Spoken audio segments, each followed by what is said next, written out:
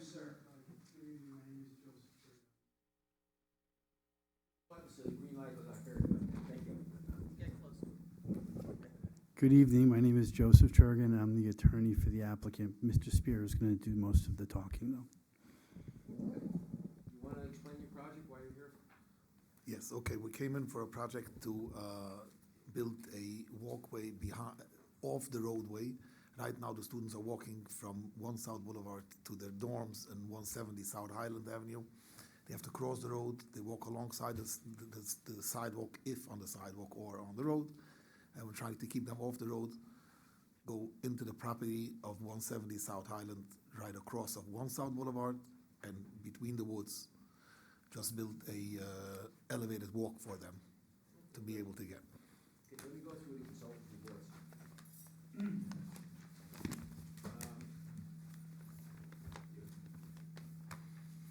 Office of Building, Zoning and Planning, Rick Oliver, August 28th, has 6 comments. Department of Environmental Management and Engineering, Town of Orangetown, September 9th, Bruce Peters has 2 comments. Bureau of Fire Prevention, August 26th, they have 1 comment.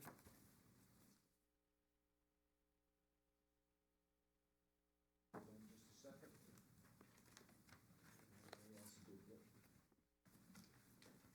Okay, I have a letter from Weston Sampson, August 18th. They say it is our opinion that the applicant does not have potential for significant adverse impact with respect to drainage. We therefore recommend that the yeshiva, I'm not gonna go through because I'm gonna ruin that name, I'm sorry. That's okay. Application be approved for drainage at this time, subject to the above project comments, of which there are 1. I have a letter from Rockland County Department of Planning, dated September 2nd. They have 8 comments. I have a letter from Rockland County Sewer District Number 1, August 25th. They have 2 comments. I have a letter from David Rocher, DOT, New York State, dated August 12th. I have another letter from Alfred Gaddy, August 28th. He's from Orange and Rockland. And, okay, let me put this in. I have a letter from Brian Burrell, September 25th, along with a report that he's typed up. I have a letter from Rockland County Planning Department, August 11th, 25, comments attached. I have a letter from Rockland County Planning, August 11th, consenting the Town of Orangetown Planning Board Service Lead Agent. I have a letter from New York State DOT, August 12th. This project is outside our jurisdiction. I have a letter from New York State, again, August 12th, consenting the Town of Orangetown Planning Board Service Lead Agent. Prior comments that have not been read in. For EAF. Do you have a date on the short one? 11/26/24. October 26th. November 26th. I'm sorry, November 26th, 2024. I have a letter from Ashpro Construction dated July 29th, 2025, just a narrative. Letter from Ashpro Consultant, March 25th, 2025, a narrative. Another letter from Ashpro Construction, November 19th, 2024, narrative. Short.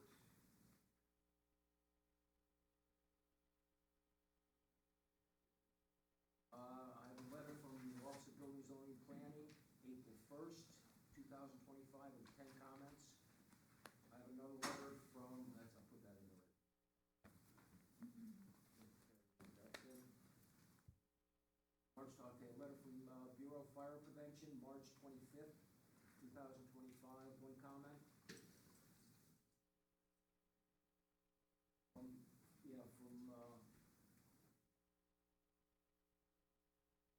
Evan Alnari, dated August 8th, 2025. Okay.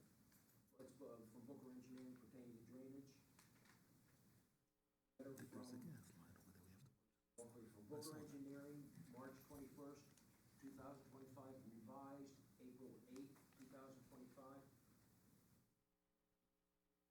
subject to one comment. Letter from Booker Engineering, March 21st, 2025, one comment. Rockland County Sewer District Number 1, March 24th, 2025, two comments. A letter from Matthew Shook, March 11th, 2025, just narrative.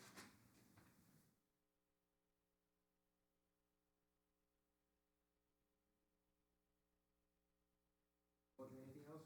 That's it. Thank you.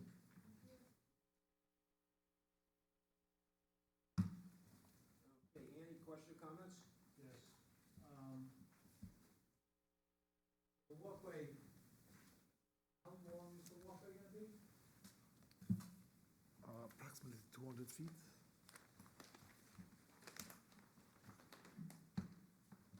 Actually, we have Give me the building exact, plans, the building. give me the exact number. The exact number.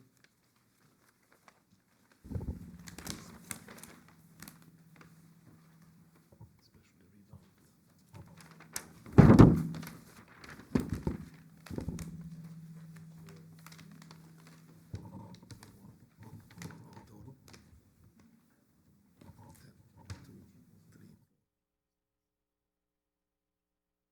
13, 14, 19, 20, 1, 3, 4, 5, 6, 7, 8, 9, 10. 320 feet. 320 feet. How high off the ground is it gonna be? So we did here a revised plan with all the profiles, exactly how high it will be of the floor, of the ground. So it varies. I don't know if you can see that far. Just answer it. Oh, actually, it's they have it. Yeah, they have a profile. So it's approximately 4 feet off the ground, depending on the grade. Could you tell me again what the purpose of the walkway is gonna be? Annie, turn your mic on. Sorry. So again, the purpose of the walkway is to get the boys from, the students from 1 South Highland, from 1 South Boulevard to the dorm in 170 South Highland Avenue. Not walking on the road, just walking behind off the road. There's a retaining wall over there, so behind the retaining wall. And instead of going, it's uphill. And the ground right now down below is further down from the road. Instead of having them going down and pave the walkway, which will be much more an issue of the drainage and because of more covering area, we decided to keep it as elevated. So we don't disturb the soil so much, we don't cover so much. And at the same time, they can enjoy the nature being between the woods, walking elevated to their dorm building. So, Highland, doesn't have any sidewalks or anything, correct? It does. Highland Avenue, South Highland Avenue does have sidewalks, even though most of the students walk on the road or. So you just want to protect them a little bit more? Correct. And what is it gonna be made out of? Wood? Wood, Or- pressure treated wood, it's all spec'd in the. Pressure treated wood, okay. Some lighting added to it. Full lighting plan. Do you have is there a lighting and, and is there a landscape plan? for the tree? There should be Yeah, I know. a few shrubs that has to be cleared away, otherwise.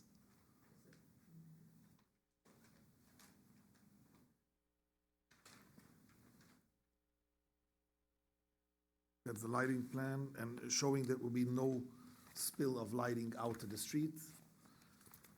Lights just on the walkway itself. So it's gonna be like low voltage lighting, Actually, high voltage, LEDs. LED, I just brought a light. okay, all right, that's good. That's good. And there is no landscape plan at this time? I don't have anything further right now. Correct. There is no landscaping to be done. We're just leaving it between the woods and minimal limbs to be cut to be able to accomplish the walk. No. Okay, Lisa, anything? That's what I was gonna ask about, are you gonna be cutting down trees? No cutting trees, no. Just trim them to be able to walk, to pass through. We especially walked the way to see if it's possible. Wild shrubs will have to be probably cleared away, and a few limbs if necessary. Also, do we have a view of what it's going to look like from South Highland? Like, is there The profile, if you look at the profile of the thing, you'll see that the walk is basically hidden. South Highland Avenue right now on the side of the sidewalk has a retaining wall, a stone wall built. This walkway will be completely hidden. The elevation of the walk itself will be lower from the road and lower from the wall, so there is no impact on the vision from South Highland. I don't have any other questions right now.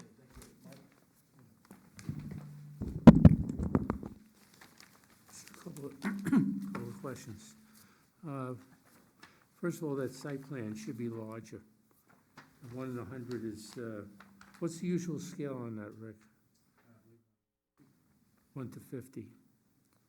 Okay, and A when, lot more detail on it too, please. right, the two buildings that you're talking about, they should be numbered so that it makes it easier for us to specifically see which is which when we're looking at it.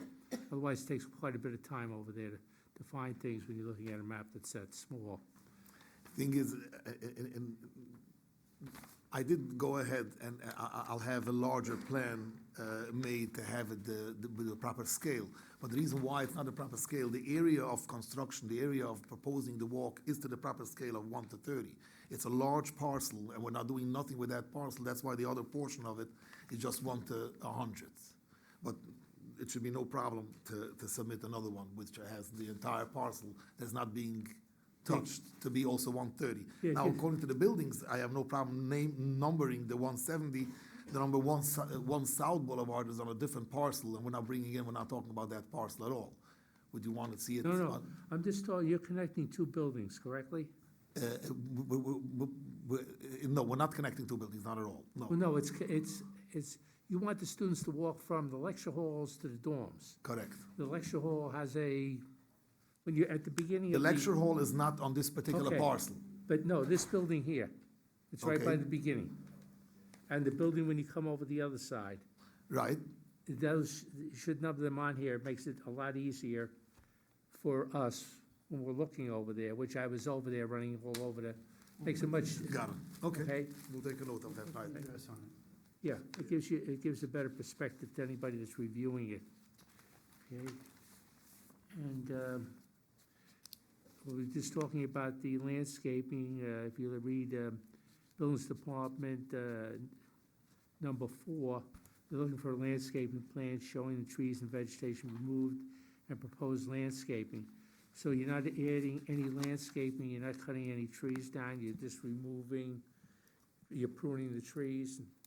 The arborist that's gonna come in to do that, or somebody that knows how to prune? Of course. Do you want a landscaping plan? You think it's asked for by the Buildings Department, yes. Yeah. And that would this be, we're just talking about Just this. this area, what you're removing, what you're pruning, okay? To show the trees there. If something is to be removed, there's marked on there, it's going to be removed. Okay, and I think as prior person talked about, can you see this from South Highland, so it's lower, so if we can see the height differential, because you're coming out to the roadway, so we can see how, that it's a little higher, it would show that, that in fact it's not even visible from the street. That's all the comments I have at this time. Thank you very much. Mr. Chairman, thank you. Denise, question or comment? I don't have any comments at this point. Okay, Matt? It's a little bit heavy.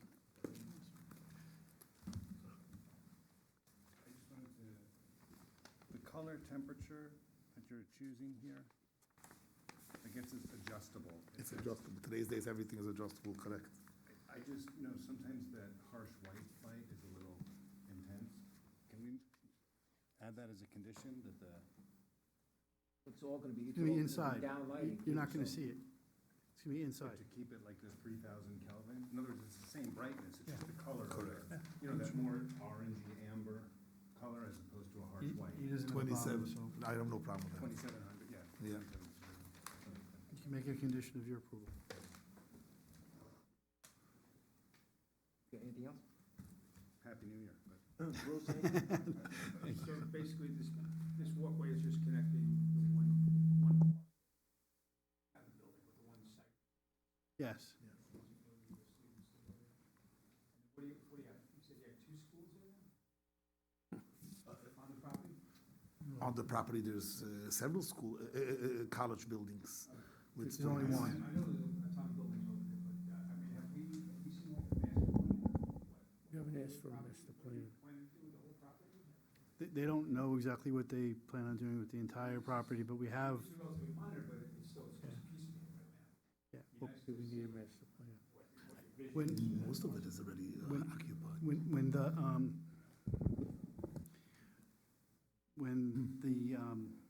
We did go through a pretty extensive process with the building department. When it first turned over from Nyack College, there was a delay and a gap, and it was non-use for a few years, and then they came in. We did provide pretty extensive documents for the buildings that were being occupied at that time, and I think these buildings are among those, so the town does have that. We can provide it, it's no problem. No, Parcel. I don't think we need a master plan. You know, The whole property?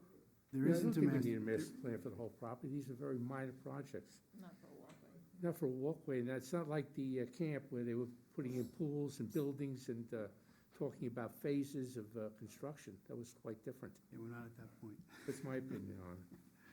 Can I go back on this question? Sure. I just Yeah. thought of- Okay. What is the power source? Like, where are you pulling, they solar? Or? No, they're not solar. We'll have to have a line going from light to light installed on the deck, so to speak, on the walkway that will be installed. And do you show on your lighting plan, like, where you're pulling the power for that? The source of power at the beginning, if it's showing. It's a good question.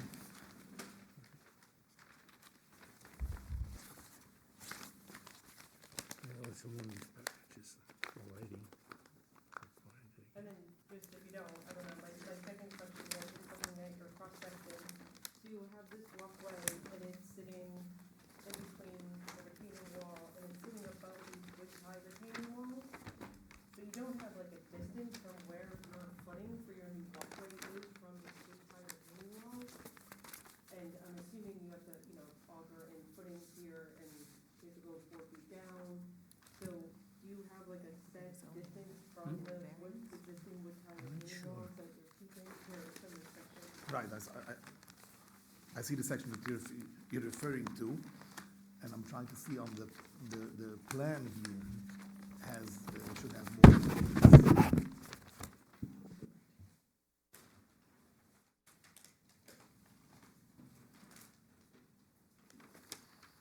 There has been requested measurements to be stated between the property line and the buildings, and we added those measurements on the plan.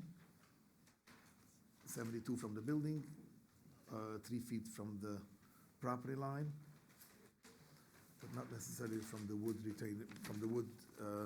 railroad tie. So again, my concern is just that if you are gonna be putting footings there, I don't want you to interfere with that other wood Railroad retaining tie. wall and cause something, We can show the wood retaining wall on, I mean, he's gonna adjust the plan as it is for size, so we'll show him. Right, And and we then there should be like a Again. minimum set off Yeah. from that, so you don't interfere. I don't know if the wood ties are just stacked, or if they're pinned back, and you wanna make sure you don't interfere.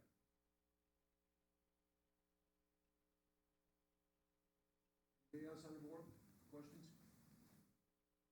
A motion to open up to the public? Motion up, public portion. Do I have a second?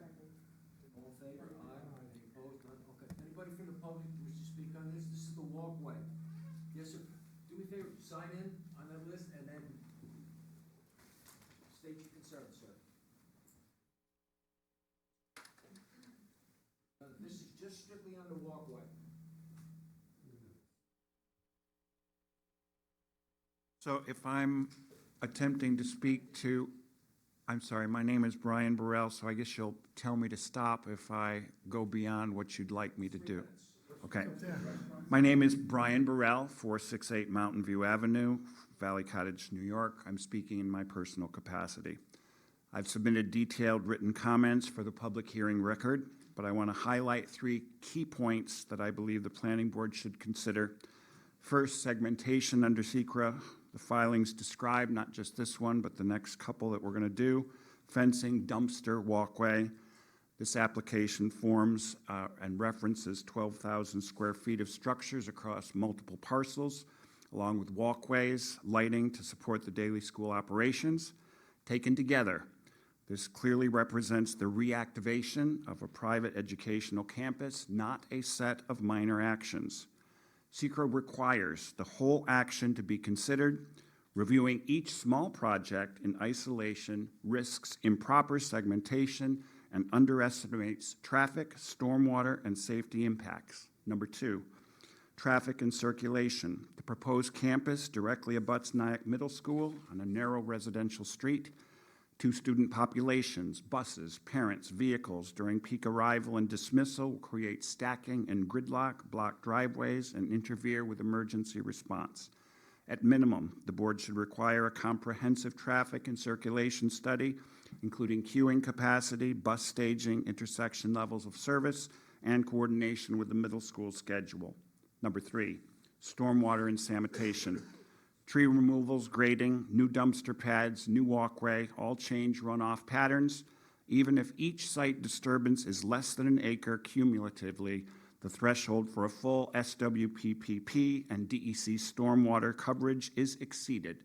In addition, if the dumpster pad is not roofed and curbed, leachate can enter the storm drains that discharge near the middle school. These are public health and safety concerns that must be addressed, in my belief, up front. In closing, this is not simply a fence and dumpster application. It is a reactivation of a multi-parcel private school campus next to an existing public middle school. I respectfully urge the board to require 1 comprehensive SECRA review and to condition any approval on proper traffic, stormwater, sanitation, and safety measures. Thank you. Okay, thank you. Anybody else? Step up, state, sign in, state your name and address for the record, please.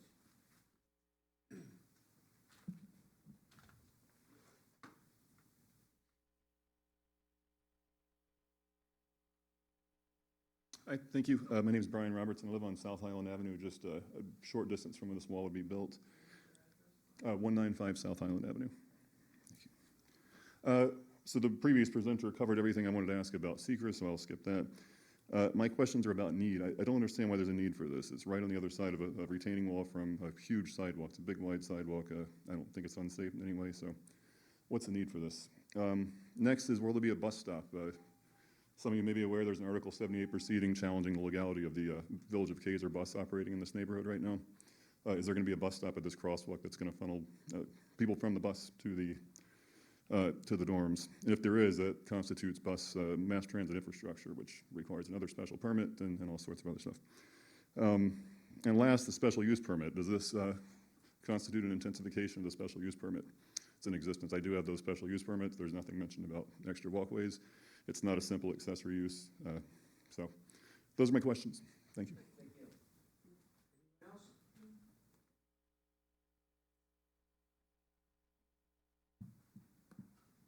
Sign in and state your name and address for the record, please. Do you mind if I sign in afterwards to keep everything going? I promise. Thank you. My name is Kathy Gallione. Gallione. I'm at 234 South Boulevard. I apologize for my piecemeal comments, but I want to piggyback on the previous 2 gentlemen who spoke and echo their sentiments, as well as the planning board member who talked about seeing this as a larger parcel and how a collective impact of many small projects can equate to something much, much larger. I've been a lifer on South Boulevard, and I just wanted to mention that decades of college students have traversed that campus. It's probably one of the most walkable places near South Boulevard.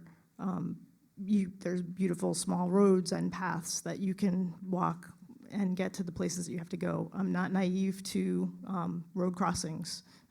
Living there and seeing college students cross roads and go have been lifelong for me. And now the new students of the yeshiva are also using those roads, which is, frankly, it's nice to see them.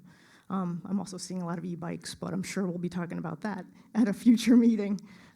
So I just wanted to kind of leave you with a little bit of confusion over the plans. I checked all the backup materials before coming here, and as just kind of a rank and file person, they're difficult to understand. I'm also having trouble conceptualizing the fact that it would be like sightless. You know, there's various elevations through that part of town, and you know, it would be a roller coaster walkway if it was really to maintain an unsightly view. So I just wanted to kind of say those few things and have the campus be used as the kind of walkable community it is, and also support the gentleman who spoke before me. Thank you. Thank you very much. Anything else?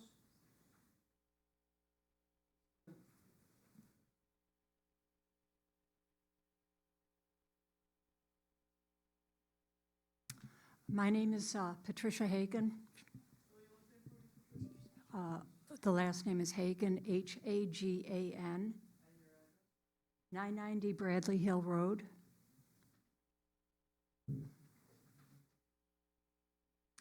I have lived right across from the old Nyack College for 25 years, and I have walked that sideway on and off for 25 years, and I can't imagine why this is necessary.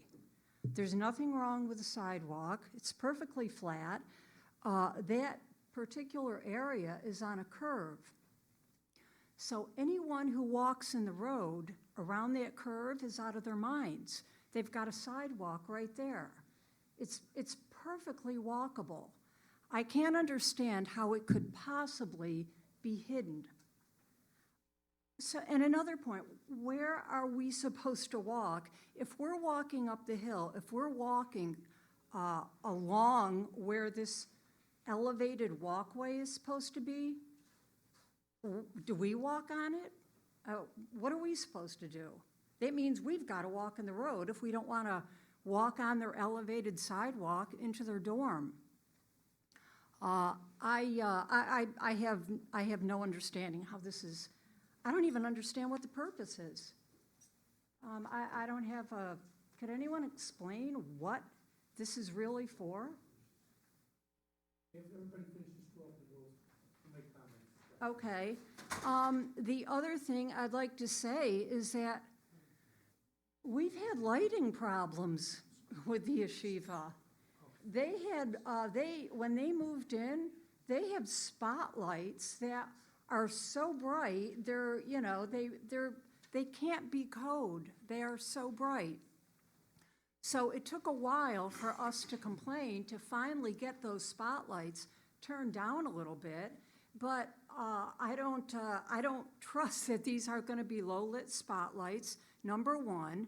Number two, if you drive by the Boone building, right where the crosswalk is at night, every single night, all the lights are on every single floor. It's like our neighborhood is turned into a bright neon sign. It's just like, it's offensive, frankly. So now we're going to have more lights. It's going to be ugly.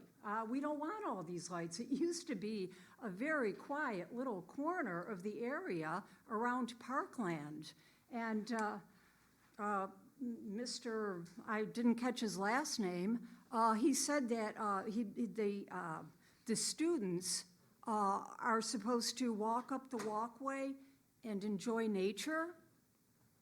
Well, I had to smirk at that because every time, first of all, there's a permit for people enjoying the nature because we're right on a park. We're actually right on 5 parks.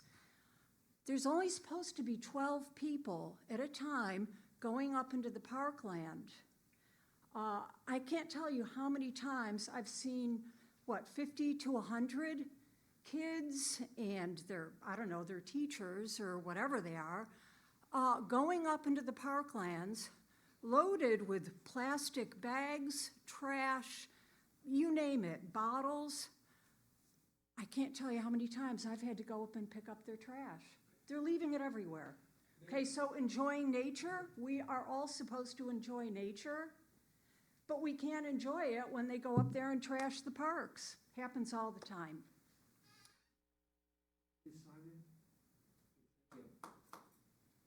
Anyone else have any questions or comments? Anyone else have any questions or comments on this application? Motion to close public portion. Do I have a second? All in favor? Aye. Any opposed? None.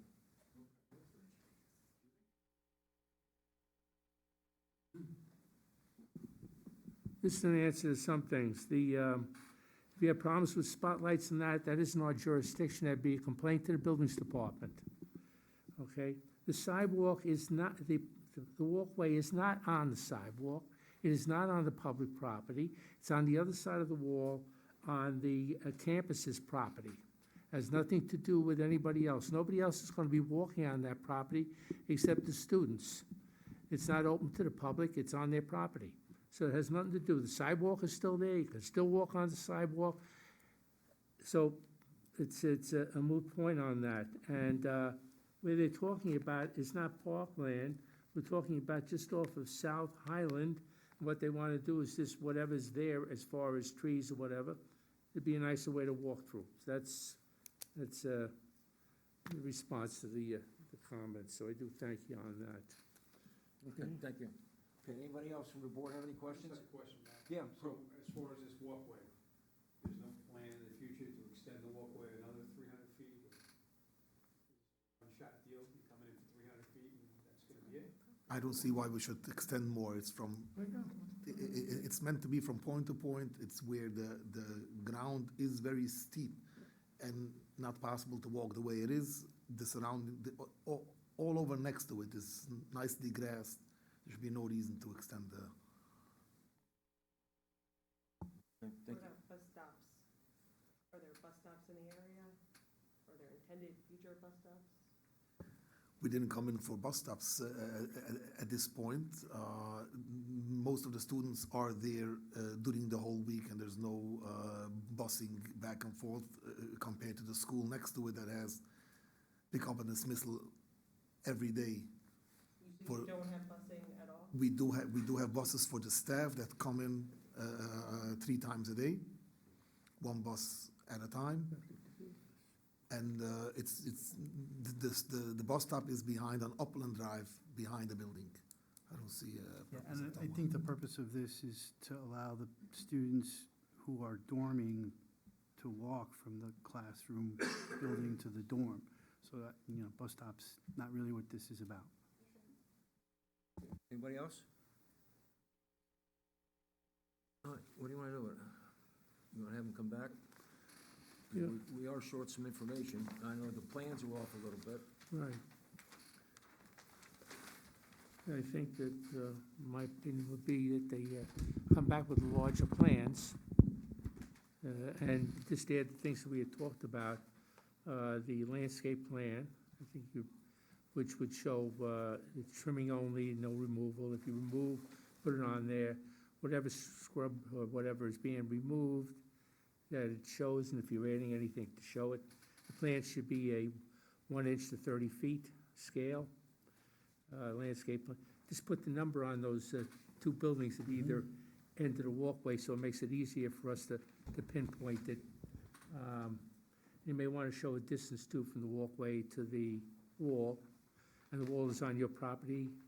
Correct. Correct, okay. And the lights, you changing them, what was it on that one, Mr. Miller? I was just gonna say to keep it to a lower color temperature. Okay. 2700 Kelvin. I saw that, yeah. So If it can be three, if you allow 3,000, this is the one spec, and Need more we'll stick with detail this on one. the walkway too. Yeah, the distance between the concrete footings and the. Right, Very right. low Wooden, Yeah. Yep. I got Can it. we also ask for a sightline view from South Boulevard if Yep. you can, Oh. you know, kind of show you that it's below the level show us that it's of below the with wall. some kind of The plan visual? right now has a section that shows the heights of They the want the whole way. They retaining want the wall. whole Yeah. way. Do it And all it- done. and if you show the Isn't the it? height along the, They want to show the whole way. We have to prove that it's below, that the crest of of what we're putting in now is below the wall, the whole way. This is basically the whole way. I would like And, to, you know, we've had people that have, when we've asked for sightline drawings, to have a picture of the wall and the bridge kind of You can show a hash photoshopped line- in, a how it's hash going line, to, so how it's going to look from the wall. that it Or is the below. picture. from the height of the street. Rendering, yes, I So couldn't if you think of put- the word. I would add that to the plans too. You have the elevations along it. Just show what the elevation is on the street opposite the Yeah, because you're the gonna bridge. enlarge the plan, so you're gonna show more detail on it. Right. Yep. And that should answer just about as, well, from my opinion, my questions. Okay. So, ask, So it's up to you to ask for a continuation, because we need a lot more information just on this. Yeah, I'm not going to force vote. Okay, so I you're understand. asking for a continuation on this one? you gotta say it. You Okay, gotta we're say it. asking for a I continuation. can't, I can't do I'm it. sorry. Well, what you wanted was obvious to me, but yes, I understand. It's a month, right? You Yeah. fine with the holidays? again, Well, whatever. because we're going to go to a specific date, so we don't have to renotice. So you need 1 month or 2 months? That's what I'm asking you. So again, no explaining. If we say now 2 months, we get a date. Yes, if we say 1 month, we get a date, but if we're not ready, We're not gonna give you a date. Whenever you compile, we need a lot of information. So as soon as you do that, make, you know, go in. And being that you continue it, it's not like a reapplication. You go to the next available open. So it's not important now to say how much time I need to be able to permit those people. Got You gotta do the paperwork first, it. Got it. because you might run into an issue where you can't get something done. until Profile. you Yeah. get done. Okay, Right. Okay. Get on soon, okay? got it. So we're gonna continue that one. Now we'll go to the wooden fence. Thank you.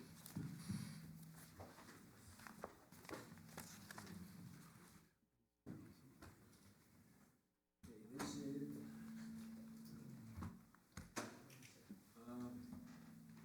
PB 25-49, the fence.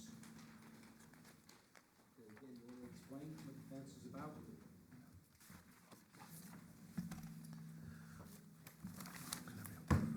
So,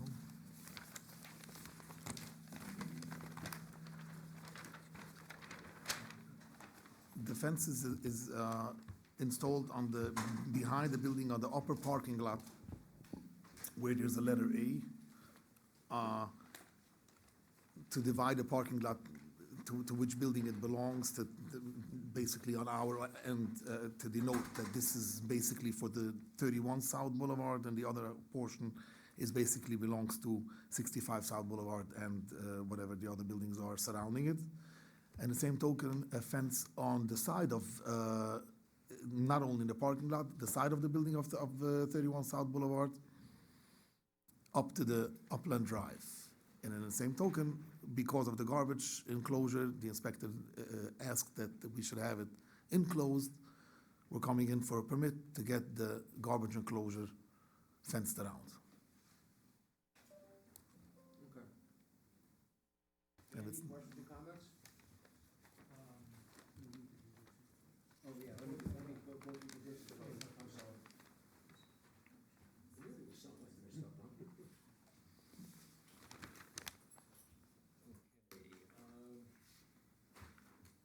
Office of Zoning and Planning, Rick Oliver, August 21.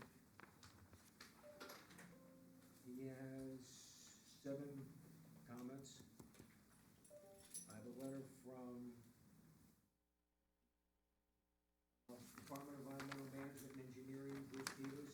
comment.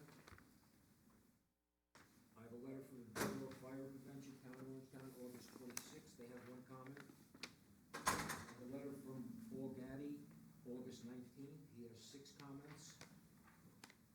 I have a letter from Rockland County Department of Planning, September 2nd, they have 8 comments. I have a letter from Rockland County Sewer District Number 1, August 25th, they have 2 comments. I have a letter from David Gotcher, DOT, New York State, August 12th. I have a letter from Rockland County Planning Department, August 8th, consenting Town of Orangetown Planning Board Servers Lead Agent. I have a letter, Rockland County Planning, August 8th, comments attached. Nothing read in yet.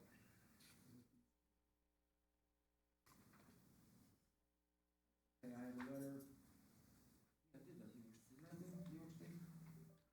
Oh, okay, okay, I have a letter from New York State, August 12th, consenting Town of Orangetown's lead agent. I have a letter, again, August 12th, New York State DOT, this project is outside our jurisdiction.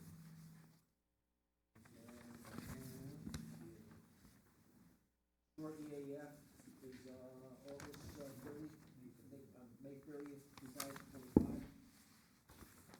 Short EAF, May 30th, 2025, and that's it. Audrey, anything else? Okay, thank you very much. Andy, questions or comments? Is the whole fence gonna be replaced and it's all gonna be wood? Actually installed, you see pictures because it was done prior to the permit, and the inspector told me we have to come in for a permit, that's why it's being, So the fence is there now? the fence is there now. It's being proposed as proposed because it was, that's the way the plan should state, but on the other hand, it's there already.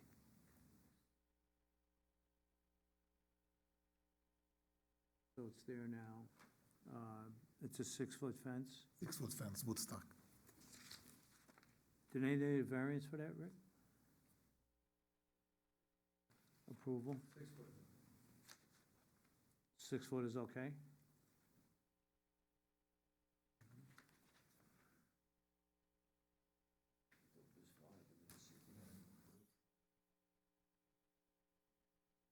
Question about the, you're gonna put a fence around the dumpsters? Correct, And that's gonna be a wooden fence also? fence also. Need matching of what we have. Is this wooden fence, is it made out of pressure treated, is it pressure treated wood? Or is this thing gonna be all dilapidated in We're 3 to gonna, 5 years? we're gonna definitely maintain it. I think the whole property is being maintained pretty well. So you're gonna stain it and, Do whatever is necessary. They okay, have to go to Axable, I think. right. So, It's cedar. Cedar. so my question about putting a fence around the dumpsters, you got 2 dumpsters taking up 2 parking places. Question from Rick on his comments. Right, okay, we If you're did, gonna take up 2 parking spaces, you're left with 53 parking places, and I believe you're supposed to have 55. again, Where's the other we do 2? have an additional plan, I'll bring it in if necessary. We have done, Stu Stroh did for us a parking analysis on the entire parcel with all the buildings included, the amount of students and staff, how much parkings we need, and on that particular plan, we do have extra parkings. It's what's required by the town. Correct, again, so we're talking about what's required by the town, we do have extra, and we'll have to, on the next submittal, we'll bring it in, the exact calculations where we are at right now by taking away 2. What he's saying is we have more spaces than we need when you include the other spaces that are on the campus. Yeah, but what I'm trying to say to you is not what you need, it's what the town requires. When I say what we need, I'm not saying what we need, what we think we need. I'm saying what we need to comply with the town of Orangetown's laws. Yes. Yeah, but Chairman, if I can interrupt just for a second, it's on a street, so 6 foot is actually over the. They have to go ahead and apply for variance. 6 foot.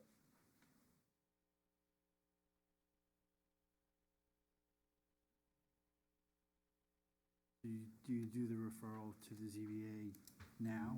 Do you do a referral to the ZBA, or do we just go? Let's see them down there to get, schedule yourself to go before the ZBA. So, Height variance. so to get back to the parking, this is one parking lot. You're talking about several other parking spaces in the same parking lot? On the same parcel.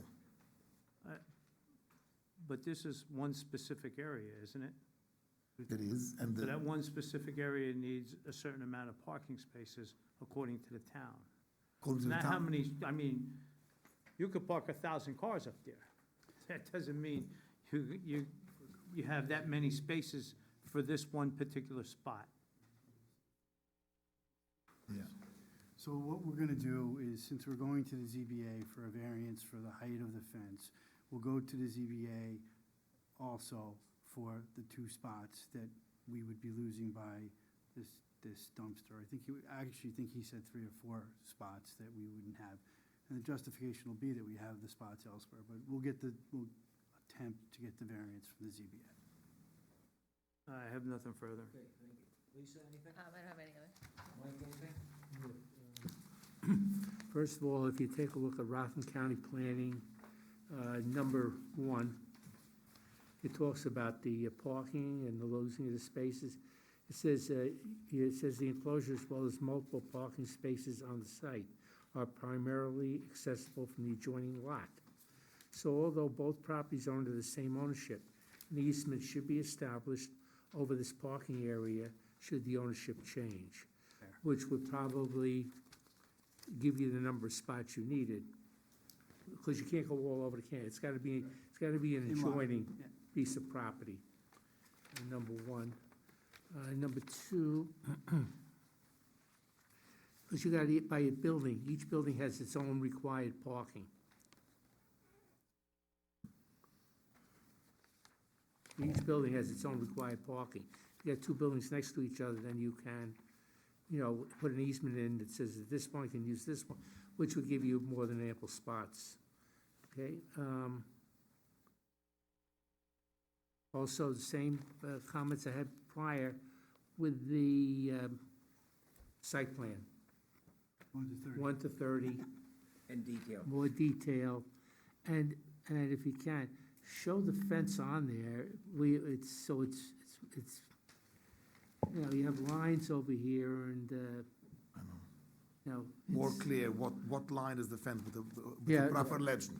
Yeah, proper legend and something we could see it on here where it shows in all the spots would make it, and labeled, would create a much easier way to look at this and go ahead, so.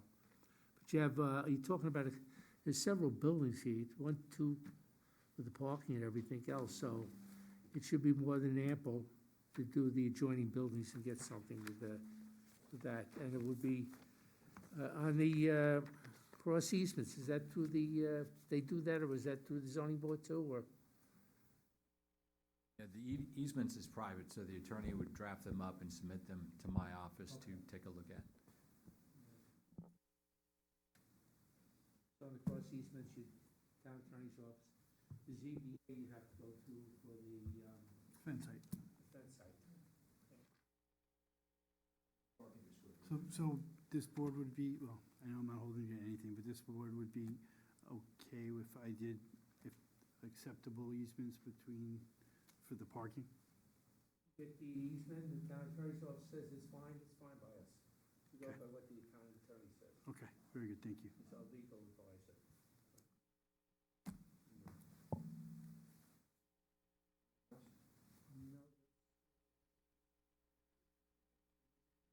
No, just what Mike said, it's really hard to kind of follow the plans and what's existing and where it is existing and where the property lines are. Like, you don't really know what that fence is doing. It looks like it's just in a it's the parking lot, separating the parking lot from It the is road. separating the parking lot. But it doesn't show like property lines, so is it on, It's one big parcel, so it's not a property line, it's just okay. where it shows, that's where it is.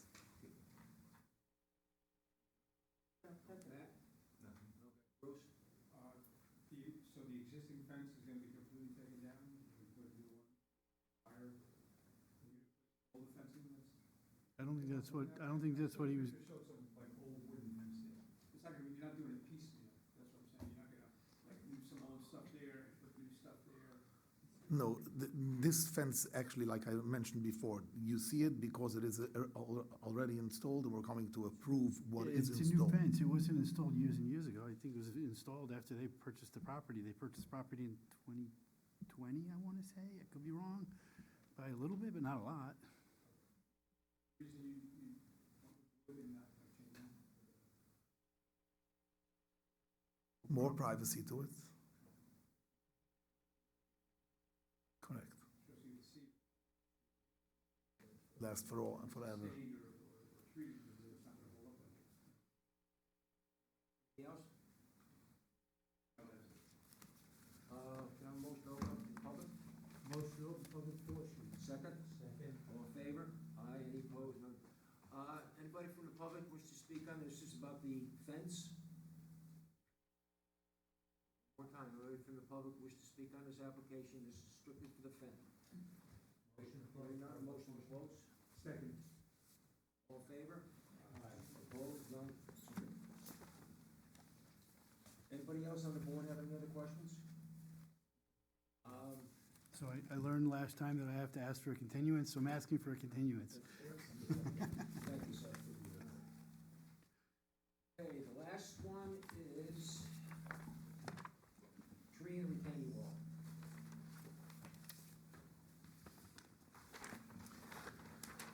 We're coming in with a proposal to, because we need to have the driveway, roadway widened so we can have vehicles and the bus make a proper turn without backing up several times to make the turn. We would like to take off a tree, not so much a tree, just the retaining wall surrounding it, regrade and pave a little bit more for the driveway so the bus can make the proper turn surrounding the building from 65 South Boulevard. Okay, let me go through the consultant's reports. Office of Building, Zoning, and Planning, Rick Oliver, August 28th. He has 7 comments.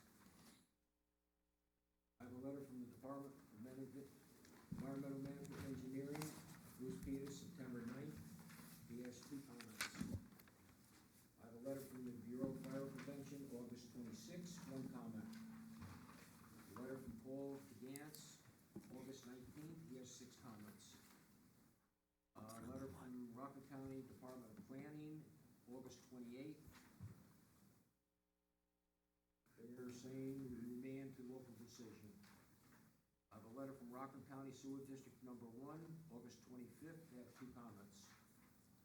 I have a letter from David Grocher, DOT, New York DOT, August 12th. Letter from Rockland County Department of Planning, consent to Town of Orangetown and serve as lead agent, that's August 12th. Letter from Rockland County Planning, August 12th again, comments attached. I have a letter from New York State DOT, August 12th, consent to Town of Orangetown Planning Board, serve as lead agent. And a letter from New York State DOT, August 12th, the project is outside of our determination. And short EAF, June 20th, 2025. That's it, isn't it? Audrey, anything else? Okay, thank you. Andy, questions or comments? So the retaining wall, is there a retaining wall there now? There is a retaining wall there now. And you're gonna remove some of it? We're gonna remove some of it, and instead of, because we want to make the driveway wider, and instead of putting in a new retaining wall, we'll just regrade a further portion, so no retaining wall should be needed. And you can see the green hash is the area that will be regraded, and the area in front of it is repaved up to the silt fence mark, which is the green. So that's gonna be regraded, is that gonna, you're gonna put in a parking lot there like, or turn around? Why is it being regraded? just to make it wider, Wider. so the bus So can you're make a gonna proper pave- turn, that'll pave a become portion. paved. Yeah.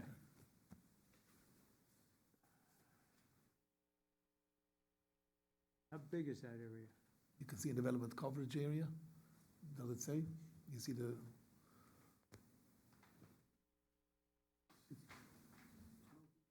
700 square feet.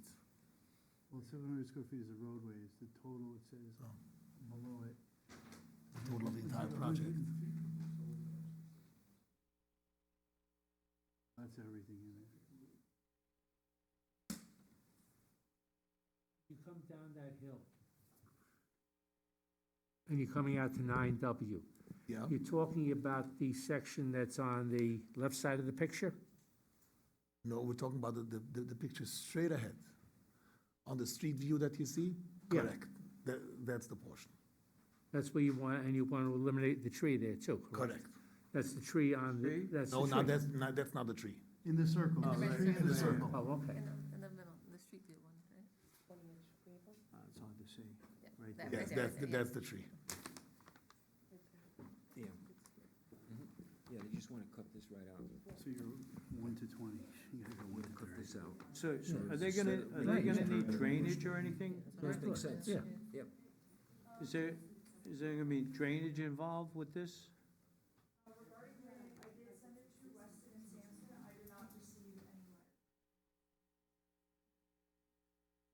Net increase is .002. So, but we can't go any further until we know if there's gonna be any drainage or anything like that. No. So you, my understanding, you sent it to your consultant and you didn't hear back, is that what I'm hearing? Bruce doesn't have anything to say. I don't have any further questions right now. Thank you. Lisa, anything? Yeah, I had the same question about drainage, if they're regrading and putting more pavement where there was no pavement, we need a drainage report and review? it's over 400 square feet. Yeah, so we need that, yeah. Over? Over? I don't have any- Yeah, what's this, Mike? area disturbance, if it's over. Yeah, no, I 400, right. hear you. Sure. Now, I just want to get it clear. When you're coming down, you're in that, okay, you're sitting in front of the house. That's my car, sitting right in front of the house there for just talking about it. Really? No, it's not my car. Okay, because you're coming down. I start coming down to 9W, right? Correct. Now, it's very easy to make the left-hand turn going north on 9W. When you're coming down, you make the right, that's where your view is obstructed. Okay, so we're not talking about coming down from the street to the 9W. We're staying on the property and going into the street that you see over there in front of the tree. So we're staying off 9W, coming from behind the building where your car is, and going directly sharp into the driveway in You're front going of up the tree. the hill. Huh? You're going up that way then? Going back up. Okay, all right. Yeah, it's Going gotta be, downhill and going back uphill. okay. It definitely has to be clearer on the thing, because going over there and looking at it, it was posted and everything. It's gotta be a better diagram to show exactly what we're talking about, And and the scale too.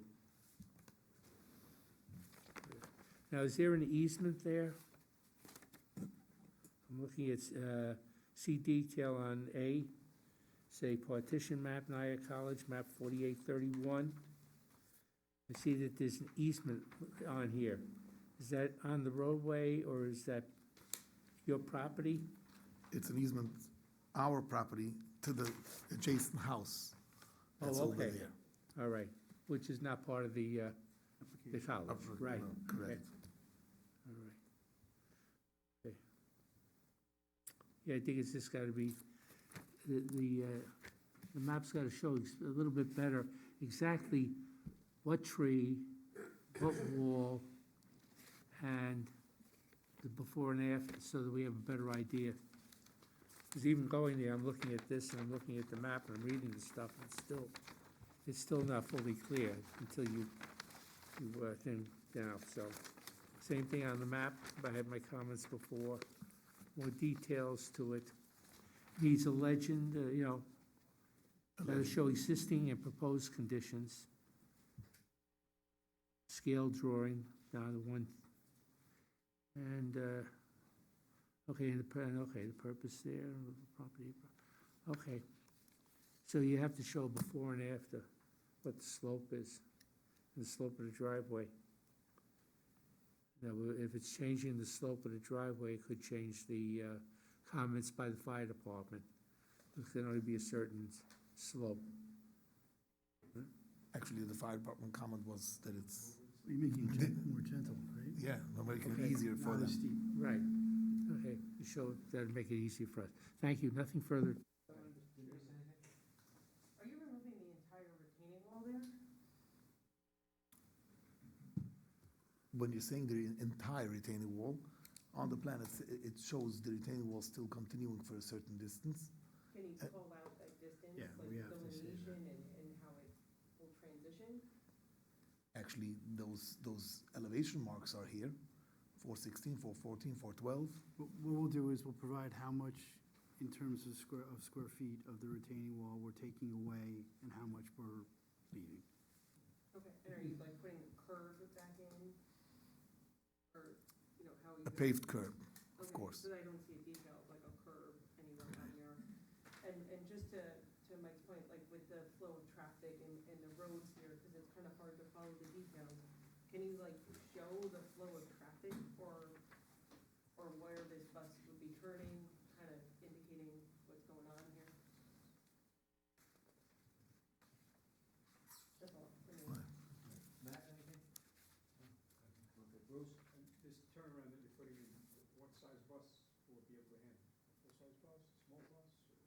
Right now is a, Designed to handle, design that we have, we're trying to get a full-size bus in there. That's what doesn't fit.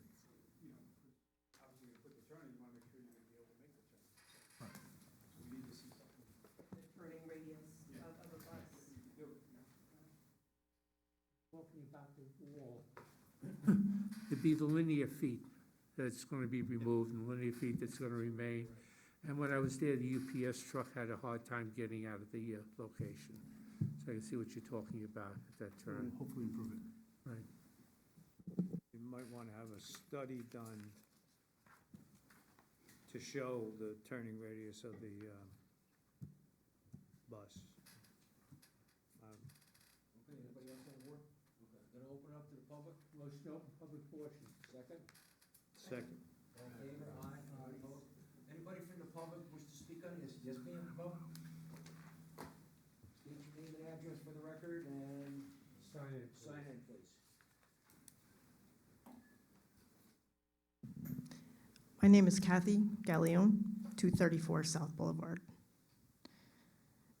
I strongly, strongly urge the board to take extreme caution with this very complicated piece of land. There's a lot of things that those pictures don't show. If you were looking at that, I've looked at that property lifelong. It's not designed for bus use at all. I understand that fire engines have to get it and go, and they do. And old school, when the college was there, vans seldom did it. They kind of exited another way. The pitch is not conducive to cars. You have to take it super slow with a car, let alone anything bigger than that.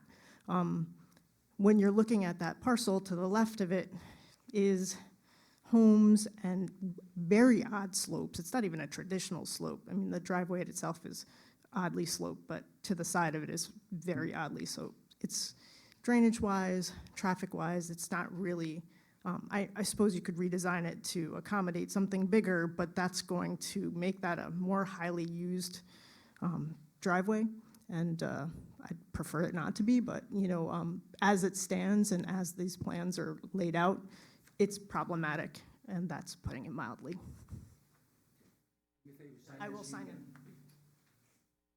Okay, anyone else? Yes, ma'am?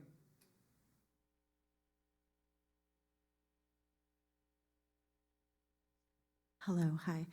My name is Katia Alberino. I live at You gotta speak in I live at 229 South Boulevard. You can tilt Sure. it down a little bit. Katja Alberino, Alberino.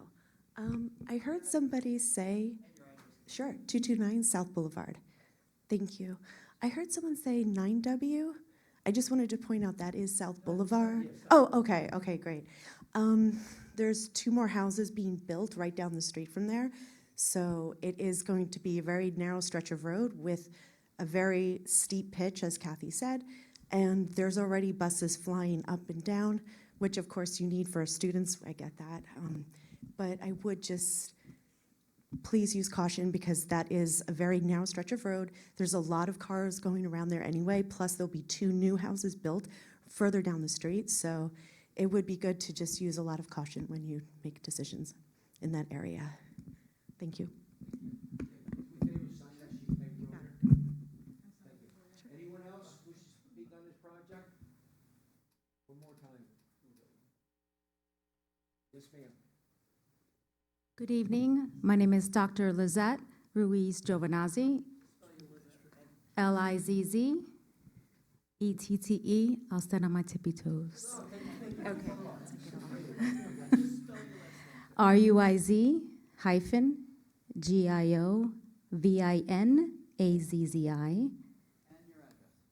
13A Dickinson Avenue. I'm the superintendent of Nyack Public Schools, and I just wanted to ask the board to consider keeping this public hearing open so that the district has a chance to just continue to review the application. We have our own process of reviewing anything that happens near us, and we're still in the process of doing that. Thank you very much. Okay, thank you. Anyone else wish to speak on this project? Motion to close public session? Motion to close public session. Do I have a second? Okay, all in favor? Aye. Any opposed? None. Yeah, sure. Now, the buses would be pulling in and out of that same driveway that we're talking about?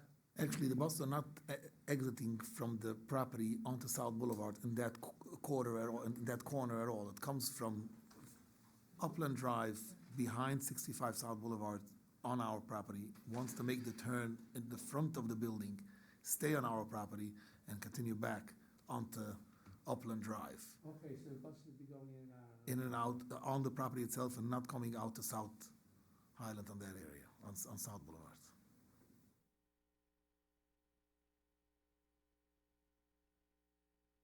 So you're building a turnaround for the buses, but you're not going to Yeah, exit there? correct. It's not a turnaround. The road itself is actually coming from the back of the building to the front of the building. And they're not exiting to South Boulevard on that area. So in order to make the turn from back of building to front of building, the way the streets are paved right now, the inner, By the entrance to South Boulevard, that's basically where you are, you're not far from the entrance. that's how the roads are done. So again, it's not a turnaround. The streets are turning from front to back. Can you We're not- show on the plan, like, what you're talking about? Should I stand up? The laser? Show us how a bus. Okay. Button on the side right here. You have to go to the bigger map. Yeah. Yeah, the full scale. So while we're waiting for this, can I make a suggestion that, Go back. No, okay. make a suggestion that in addition to the information I asked about the bus and the size and the turning and everything, could you please add the direction, good traffic flow of the buses, okay? Actually, the bigger map is probably better, further to the right. You're going to go back up. Okay. This is 65 South Boulevard, okay? Further up the map, you can see the bus coming behind the building, and right now it comes over here, and it makes a sharp turn to come in front of the building. This little portion over here makes it very difficult for the bus to make the turn and continue in front of the building. Trying to get this radius larger and more pavement in, so when the bus comes, instead of coming down, backing up, and going further, it should be able to make a nice radius and continue. This is South Boulevard. The bus is not coming down South Boulevard at this point and not entering from South Boulevard to the property. It comes from further Upland Drive behind the building and making a turn to the front of the building and continuing back to all the buildings on the parcel. If you push down the map, you'll see all the buildings where it makes the stop. Traffic flow diagram would make this very clear, and I think Yeah. that would help Yeah. everybody in the Even room. further down, Instead of going down to that corner, could you go and then go where that right is and make that and extend that roadway? So you're avoiding that intersection then, so if you go, your laser go, like this, the bus comes over here, yeah, okay? and then Okay. make a right there, and then go back up and extend that parking lot, add a road back to where you're going. According to the topo, this is much, much worse. This, to go up over here, you're going up a mountain, and it's a nice paved area, but further back, the mountain is just inclining completely. And this is already paved. Could we go further up on the map, Rick? Please? Go up a little further.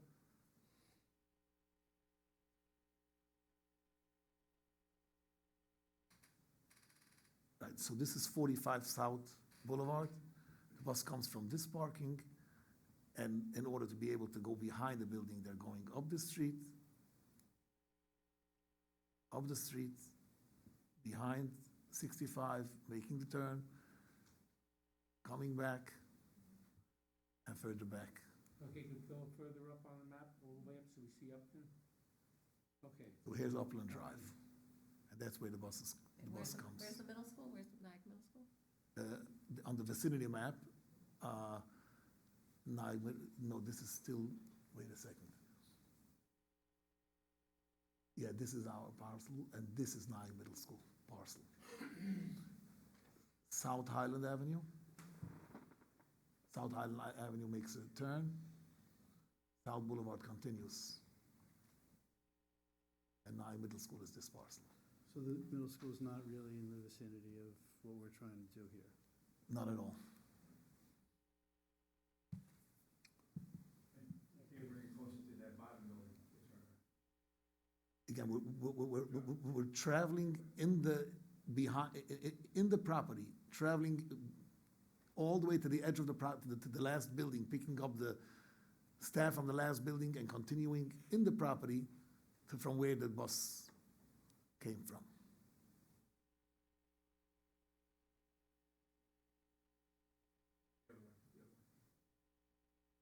Where it ends. So we That's have- where it ends. So you can't like, when the building ends there, you can't, Here, yeah, you can't go over that way. further down over here, it's actually paved here. And also the incline and the difference in elevation from this road to this road, this is the best way. Be a much sharper turn than what Yeah. we're doing. We're just trying to make the turn safer, honestly. Well, yeah, so this is clear when you're using the Yeah. pointer. I thought you were going back out on South Boulevard, no, but yeah. yeah, so, yeah. Conceptually, this is, you're doing for the bus what the walkway is doing for the students. Yeah. You're just within the confines of your own property, not touching the public roadway, not touching the sidewalk. You're just helping the flow of the bus. Yeah, so this should have been the first thing we showed, instead of the picture from Yeah. the public street looking up at it and making everybody think we're messing with the public street. And that's what it looks like with you. I hear you. Where does the property of South Boulevard? Mhm. What kind of vehicles enter the property? Again, some staff is, So they just make a right-hand turn in there? I would assume no matter what vehicle's coming out of there, it's probably tough to make a. coming down a left turn. You know, you can make a They're not right. gonna be Right. entering there. Actually, that entrance is the last entrance, coming, Right. most of the people coming from the highway, that's the last entrance, so most of our staff will just enter the property further, at the beginning of the property. The Yeah. one north, you know, we'll try to Right. go south. Right. We'll go to Rampo. Suicide, yeah. For the person asked, the superintendent, this is all gonna come back at a future date. There's no decisions being made tonight. You'll be notified, when they send out the notification for the meeting, can you put the superintendent, the South Nyack School District on the mailing, please? They should get, they're within the geographic location. But you'll be notified whenever there's a meeting on any of these items. Yeah, I'm asking to adjourn this, please. Continuation. Okay. Let everybody know, the applicant has asked for a continuation on all three projects, and there's a lot of information that the town wants and what you folks want. So once they get all this information together, they're gonna make application for another time. Everybody will be notified, and we'll continue from that point. There's absolutely no decision made tonight, other than we want information, and at some point, they're gonna come back with it. So just to let you know, okay? Thank you very much. Thank you very much for your time and your attention. I'm coming right now. Okay, next item on the agenda is Haggerty Homes.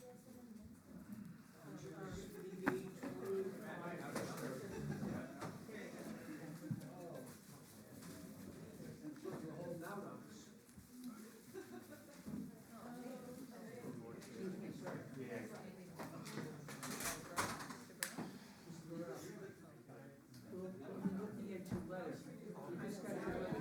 That's okay, no problem. No problem at all. But thank you for your service.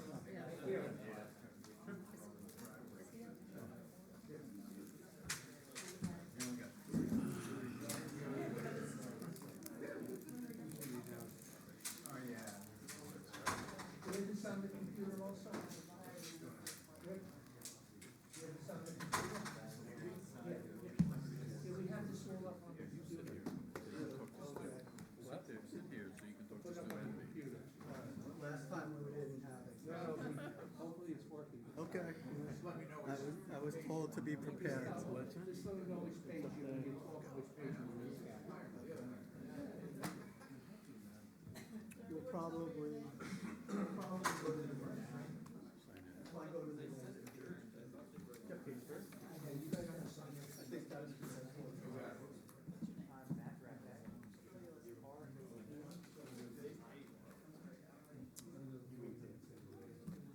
Me too.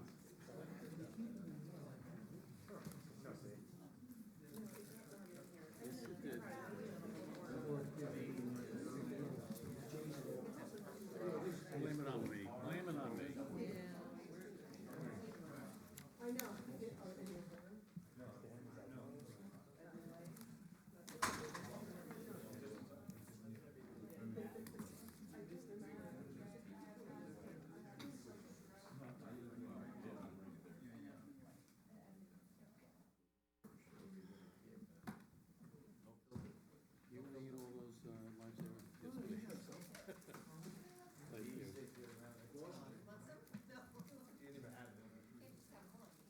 I know. They usually have two at a time. Yes, sir. Yeah, I won't be able to talk. Go ahead, Dave. Good evening. My name's Stuart Stroh. I'm the engineer for the project. We were here in June, I believe, was the last time we were here. Since that time, we've revised the plans with a few significant revisions. The wetland on the northerly side of the property.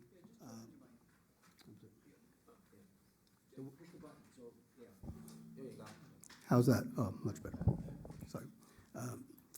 I was saying that since the last time we were here, there have been a few significant revisions to the project.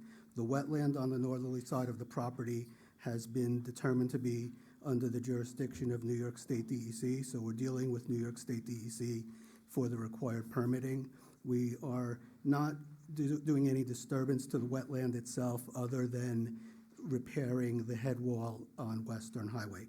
So we are proposing some encroachment into the 100-foot buffer, and that still requires permitting from New York State DEC. So we're working on that.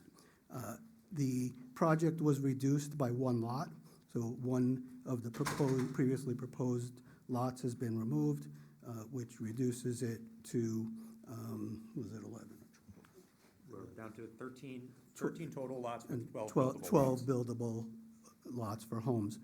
There were 2 lots that were proposed to have access from Ellsworth Drive. We've revised that and taken the access from Ellsworth Drive out of the project.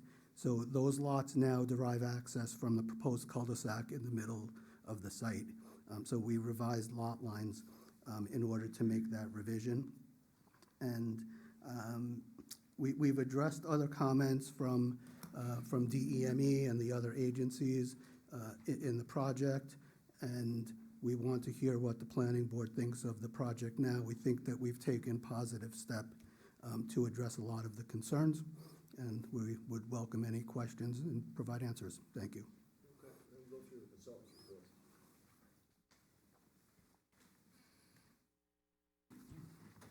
Office of Building, Zoning, and Planning, Rick Oliver. What next the date? Okay, received September 8th. He has 12 comments. Department of Environmental Management and Engineering, Town of Orangetown, September 23rd.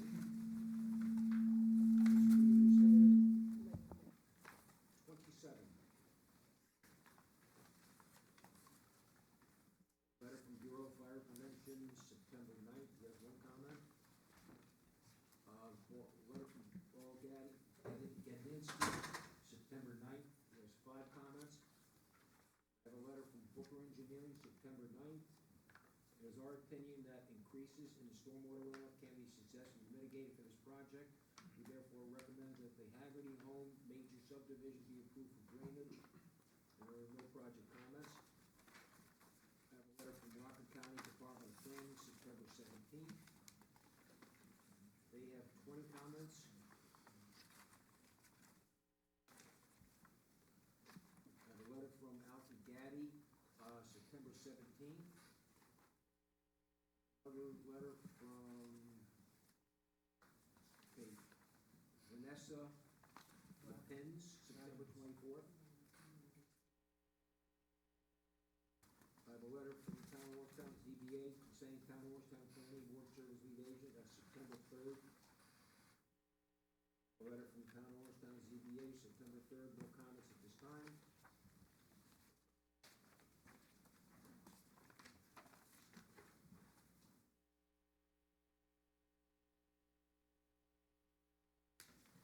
We have a narrative from the Town of Orangetown Land Use Boards, received May 1st, it looks like. Okay.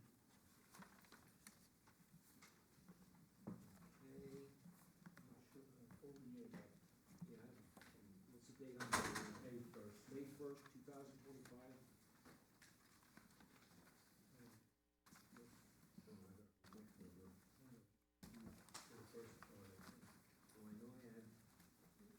Narrative from Civil Designs Work, August 14th, it's just a narrative. A letter from the Office of Building, Zoning, and Planning, Rick Oliver. This was 4 comments. Department of Environmental Management and Engineering, Town of Orangetown, June 9th.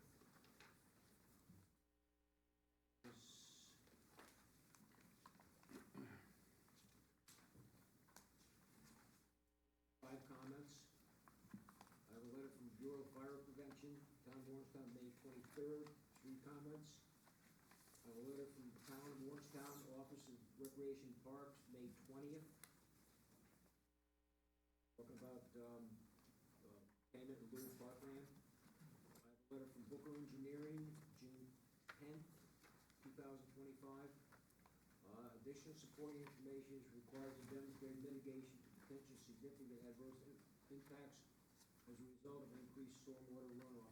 We therefore recommend that Haggerty Home major subdivision not be approved for drainage at this time, and that was June 10th, 2025. Letter from Rockland County Department of Planning, May 29th. They have 19 comments. A letter from Alfred Gaddy, Orange and Rockland, June 9th. A letter from Town of Orangetown ZBA, June 4th, sending Town of Orangetown Planning Board Service Lead Agent. A letter from Orangetown ZBA, June 4th, no comments at this time. Letter from, I don't know if it's the same one or not, Vanessa Lisbon. Huh? Oh, Lisbon, okay, June 9th.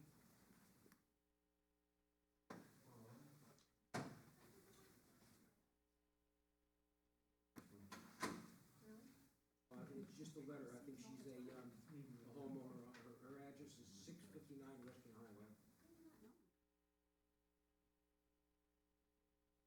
I think this is a part of her letter. I have a project narrative, May 1st, 2025.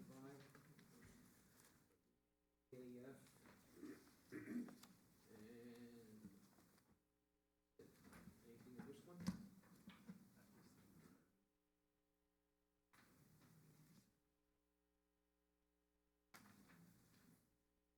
Same one, isn't it? Yep. Was there anything else? That's it. Okay, thank you very much. Andy, question or comment?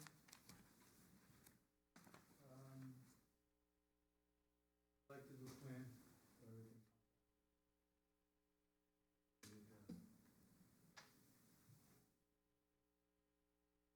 Can you turn your mic on? Other than that, I don't have anything else right now. Wait for the public. I don't have any questions, just I appreciate this very much.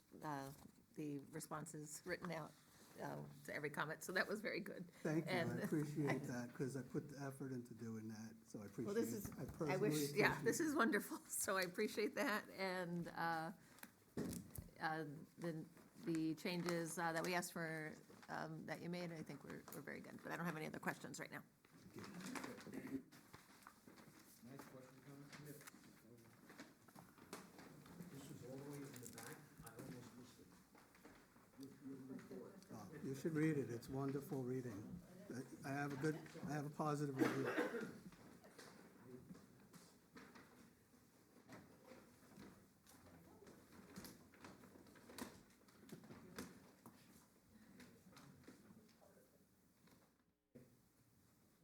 The landscape plan, page 8.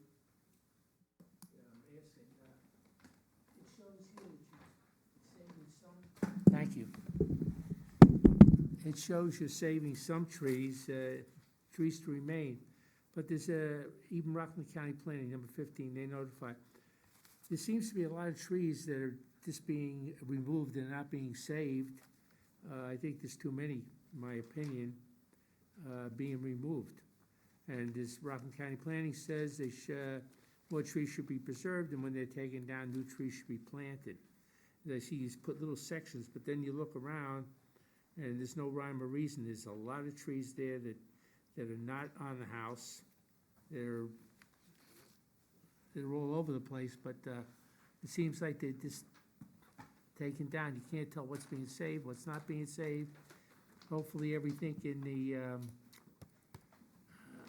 I guess it'd be the wetlands area where the ponds, I think, is that where the retention pond's going? Between the two, when you're coming off of Western Highway, you have the roadway that goes up to that's the detention pond there. Yes. Are all those trees being removed? Could you move to the next page, please? Thank you. That page shows the detention basin Okay. with the road leading to it, Right. so that people can understand Yeah. the Okay, the would you place go where up you're to talking map number 8, and that's what I'm talking about now, if Rick, please? Okay, so are those trees being taken down or not being taken down, or? I mean, we're looking at here, at least, Those trees are being removed. We do have to clarify that the trees in the wetland are to be saved. So we put that line there, which I believe has a notation that says the trees within the wetland area are to be saved. Right, to remain, but all of the trees you're pointing at now are to be removed to build a detention basin. The grading plan that showed the pond.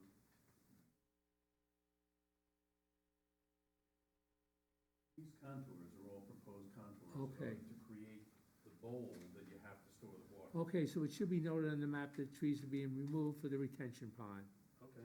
to clarify why But those every- trees. Everything inside these contours, all of this is staying, Okay. everything that's in there. Yeah, because when you look, you have trees that are staying, and then you have everything else that looks like could be removed, and it's not stating such.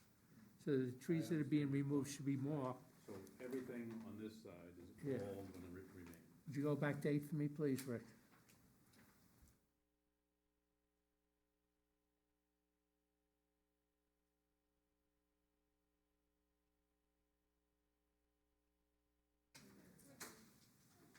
Right. Okay, now look it up here, around here. Why are all these trees being taken down? Why are all these trees, you're gonna save those, more being taken down here? It's a tremendous amount of trees being taken down, no rhyme or reason as to why. They're not on the house, they're not obstructing, I can see if they're obstructing the driveway, or you're having, I don't think you're having dry wells there or anything. There's gotta be rhyme or reason why we're removing those trees. As Rockland County Planning states, they believe it is too. Secondly, on lots 7, 9, and 13, which would be the lots coming down this way, what type of screening will be planted along the stone wall? Because when you, later on, I see that they're, and that was the question too. Let me just find it here, I'm sorry.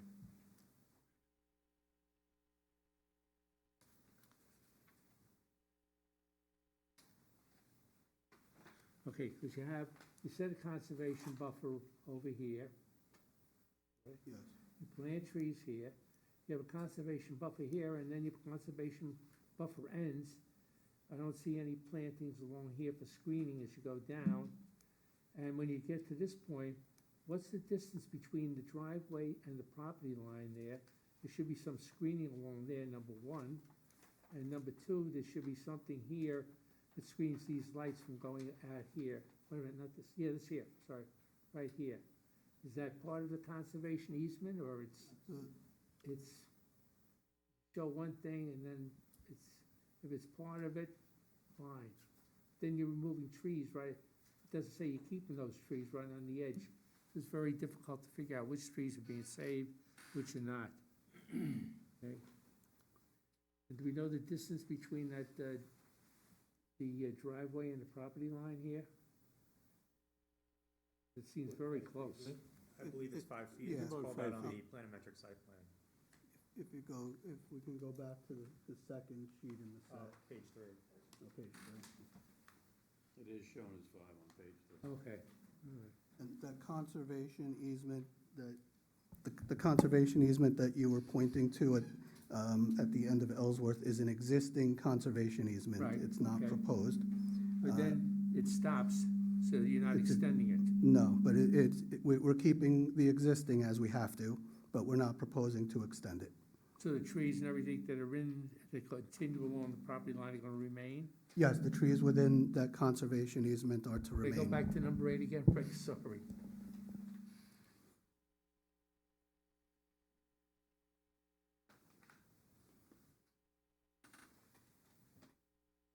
Okay, so this is the conservation easement ends And there's a- here? Yeah, and there's a line, you're pointing almost to the notation that says trees to remain. Okay, these are gonna remain, okay? Here, we're taking these trees down here? Yes, and the reason that you pointed to several areas that when you look at this map, it does not look like there's anything being proposed there, but if you go back to the grading plan, there's land grading being proposed there, and the trees will have to be removed for the land grading. Well, if this tree's gonna be removed, you gotta put on the map what trees are gonna remain and what trees are gonna be Well, removed. we marked the ones to remain, but we'll make it clearer that our notation is that anything not marked to remain is to be removed, but Let's we'll see an put X it, through it, so we'll do that. I have a note to put an X through. on landscape plan, what's gonna be replanted there so we have trees put back in? We're going to ask for waiving Akabor and bring each lot in individually for the landscaping and the architectural review. Well, for the overall design, I'd like to see, the opinion of the other people, but I'd like to see what we're doing as far as landscaping and what trees we're gonna be putting in. Rockland County Planning also wants to know what trees will be, gonna be planted out there. can't leave this as a flat area with some trees. After all the trees that are being taken down, we look at the number of trees being taken down, what's remaining, it's well over 50% of the trees that are being taken down, and there's nothing replacing it. So, and I wouldn't, if you're gonna go landscaping lot by lot, and you're gonna try to avoid Akabor, in my opinion, I could not approve that. I don't know about the other members of the board. Looking at the grading plan, Mr. Mandel, I do think that we can tweak this. It looks like there's some areas in here that can be saved. It doesn't look like there's some proposed grading, but we can certainly take another look at, and make this much more fine-tuned. Right, and if it's going to be, if we're gonna have regrading in that, then there should be some trees planted in replacing of, all we're doing is cutting down trees and we're not adding back.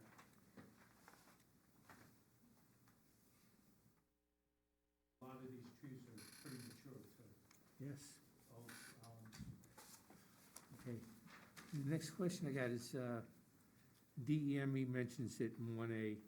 The project overview in summary states the total land disturbance is approximately 5 acres. The drawings indicate 5.87 acres. The FEAF, page 3 of 13, D1BB, states the total acreage to be disturbed is 4 plus or minus, with subdivision acres. What's the correct numbers? The numbers have changed because the project plan has changed. So I have to look at the numbers they're quoting, but the EAF was prepared in May, and the plan is updated since then, so we'll get the numbers correct. Did we put a notation on? The plans say 5.87 acres, and that's correct. So 5.87 is the Right, most so current number. then it's gotta be changed on the full environmental assessment form. If we have to revise it, we'll revise. It has to be revised, Okay. because I can't vote for a secret without a proper plan, a proper form being submitted. Okay. And there is on it. Also correcting that acreage to be disturbed 4 plus or minus. It needs to be a little more exact than that. Yeah, also corrected, I know you changed the plans, but D1F on page 4, 13, it says number of new residential units is 14, that's gotta be changed. And the site plan, DEME is asking for sidewalks. We're looking for site distances on 212 and 13 onto Western Highway. You mentioned sidewalks, I didn't mean to interrupt you. Oh, that's right. I wanted to bring that up. It's actually, it's a county road. Yeah. So the sidewalks and the curbs that Bruce is requesting on Western Highway is, first of all, I don't think they would approve of Belgian block curbing. And it would be subject to the county, and I don't think they want a curb. Right, okay. So we're gonna have to raise that with Bruce and All resolve right, that. okay. I'm just bringing it up so that we're on the same page as what we're talking about. And, let's see.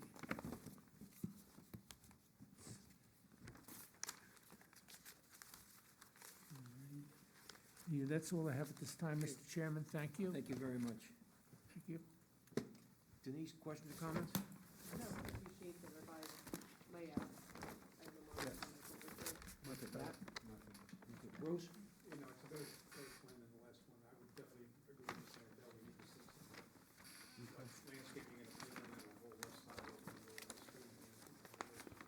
All those lots that are abutting other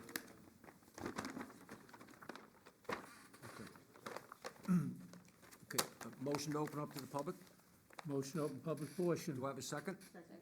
All in favor? Aye. Any opposed? Anybody from the public wish to speak up?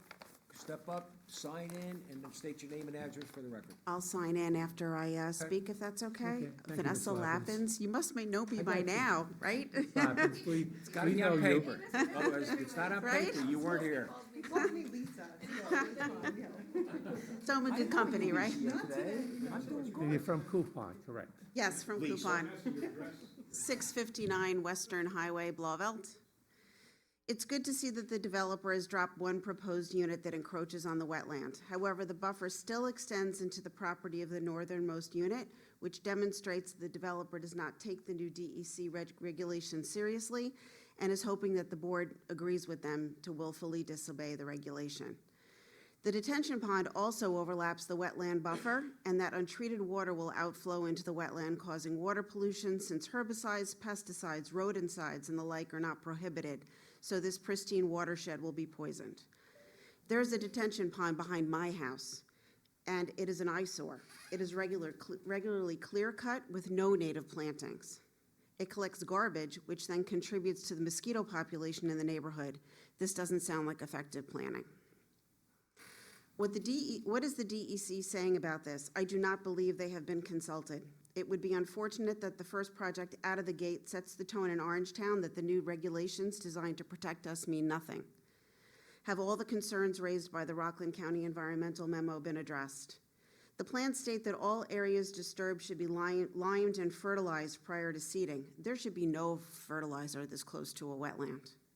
They also state that at least 1 week prior to construction, removal of trees and vegetation, a pre-construction meeting must be held in the town of Orangetown. How will this be managed to decrease the impact to wildlife? Is there a monitor on site to make sure that animals breeding are not disturbed or killed during clearing? From the turtles of Western Highway, adult turtle migration is mid-May through mid-late June. Hatchling migration is between mid-August through mid-late September. Nests are underground. The boundaries of construction must be adjusted to protect active nests or critical habitat identified during monitoring. There should be no construction from mid-May through end of September as there are active nests. Furthermore, birds, raccoons, fox, etc. nest earlier than the beginning in March, so ideally clearing begins at an appropriate time and is closely monitored. It is apparent that both owls and eagles are active in the area. Finally, the developer has eliminated driveways out to Ellsworth, which is a win for the community. However, the new configuration creates multiple flag lots with one house bounded by 2 driveways in the northwest corner, which is just terrible planning. Thank you. Thank you. Anyone else? Yes, sir.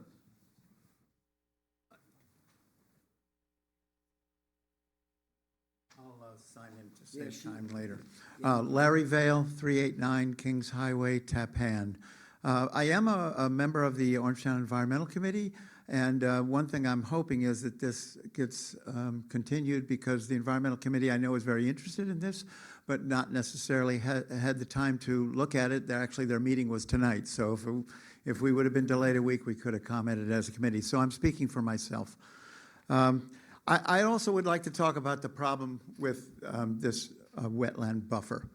A wetland does not exist in just the mapped wetland part.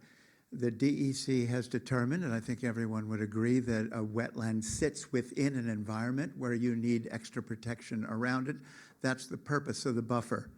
And if Vanessa didn't convince you already, I would say that basically this buffer serves no purpose the way it's written right now. I spoke with, and by the way, I spoke with Frank Bernadetto of the New York Region 3 DEC, and he basically told me he couldn't comment about specifics of this, and I don't blame him, but he said the buffer and the wetland are protected by the same regulation. There is no difference between the buffer protection and the wetland protection. It's just a question of mapping. So in this, it looks to me like the only thing that has not been put in the buffer is a building, although it is right on the line of this buffer. I think this is basically unacceptable. And, you know, this particular applicant first came about this parcel and proposed a totally incongruous building. It was rejected out of hand by the town board. Then they came and they drew a house, as you probably remember, on top of an existing wetland, knowing that that is totally unacceptable. I suppose, I can't ascribe motives to this, but I suppose that the idea is you say, okay, I'll take the house off the wetland, now I've compromised. Well, you can't even start talking about this unless Lot 2 is eliminated, or at least brought back to the south side of the wetland area. So I would say that there's a couple specific problems here. One, it involves constructions adjacent to a wetland. It may involve application of pesticides around a water body. It may result in disturbance of significant natural community. And one more thing, I'd like to agree with Mr. Mandel's observation about the excessive cutting of trees. If this plan is adopted the way it is now, there's probably the only remaining trees, after you subtract for the detention basin, the 2 roads that are built within this so-called buffer, then the homeowner has every right to cut down all the rest of the trees because they're on his property. And so this is really poor planning to even consider this lot 2. Thank you. Thank you very much.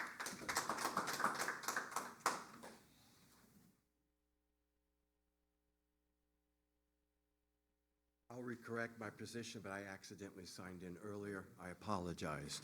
My name's Don Gable, Gabel, 683 Western Highway. Unfortunately, in listening to the things that you read into that, my 2 letters emailed to you did not appear. Don Gable sent 2 emails at length, and I was just going to give you a little bit of an update. But now, wow. So a lot of information. I picked apart the environmental assessment form and talked to the DEC, among a bunch of other things that are in there. So I'll make sure I resend that or hand deliver it, whatever it is. There's a lot going on in all these documents that are inaccurate, I'll put it that way. And since I won't dwell so much on the environment because it's been well covered, I did talk to the DEC, Paige, and she's the regional person here. She doesn't have anything from this group in front of them. They may be still maybe giving a consideration as to giving you a legal, yes, this is in the wetlands, but it's in the wetlands. You can go to the website yourself. It's an urban area as per their map. So indeed, so I'll do this right here is why, now that we're functioning all these driveways into one spot, why doesn't that have a setback like right up the street? On Shoren Drive, when they put that onto a county road and they had all those people coming out, they set back so the egress and entrance would be safer. Because when you look up that hill, that's a blind spot. When you're at that intersection of Old Western Highway, that's a horrible intersection. The line of sight there is terrible. They come down the hill very fast. So you're putting people at risk by having them dump out into an active intersection. They come off Western Highway into that road at 30 miles an hour. I live right across the street. I see it all the time. And just a reference, there are eagles in the area. They fly over my house. Are they on that property? No. But that's a buffer to the next piece of property, which will be sold. And no illusion that that next 45 acres from another realty company, do you think, again, they're not going to sell that in a few years? It'll be developed, and by right now, from what's happened, it'll be downzoned. The whole Ryapin area in there is full of native beech, which are being decimated by beech leaf disease. That'll be gone. That's going to affect the Ryapin area there. So we've got eagles, great horned owls next to Joy's property. There's a great horned owl. They talk to each other at night.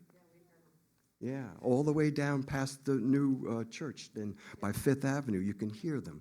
So, and again, eagles might not be nesting there, but that's their area, and it's going to be, look forward, look ahead to the next development, and not be blind and do the wrong thing here. Why can't we have, with all those driveways coming out there, set it back? You know why we can't? Because it takes away more property. They'd lose more houses. But let's do the right thing. We have a chance now. I will make sure I get those letters to you. I cite specific things within the environmental assessment form that were done improperly, wrong, by both Part 1 and Part 2. Thank you very much. Thank you very much. Please sign this section. And did you say anyone else who should speak on this? Yes, ma'am.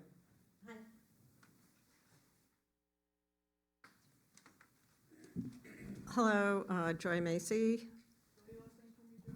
What's that? Macy. 690 Western Highway. I'm also very concerned about the wetlands. Having lived there for 28 years, I'm aware of how there's a stream running through there. And also, and Lot 2 is basically in the wetlands. And so I, agree with Don and everybody else that spoke about that. I'm also very aware of the traffic situation on Western Highway and how fast everybody's going on that narrow road. And so I'm concerned also about, cars coming in and out of that cul-de-sac with so many houses on it. So that's it. Anyone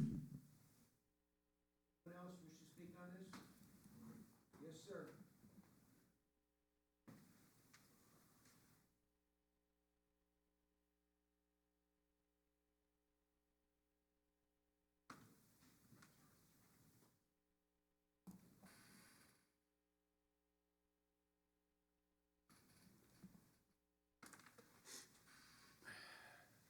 Thank you for this opportunity.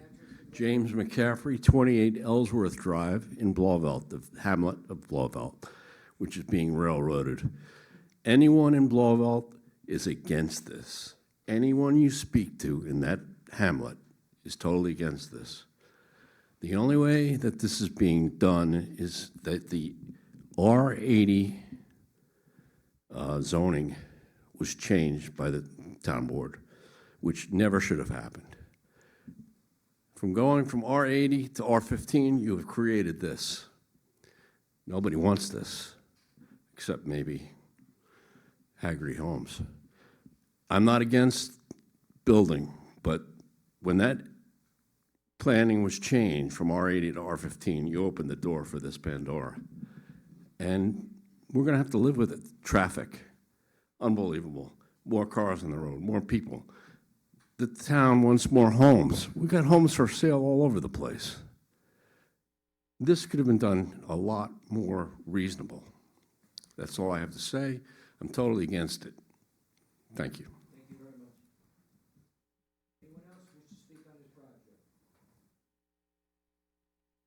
One more time, anybody else wish to speak on this project? Close? Second? In favor? Aye. Any opposed? None.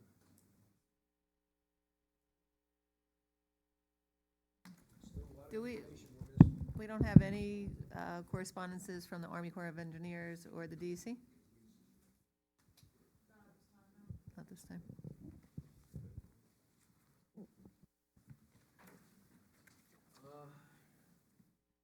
Missing a lot of information. And right now, I really can't see going forward with it until we have that information. And it's up to you whether you want to ask for continuation.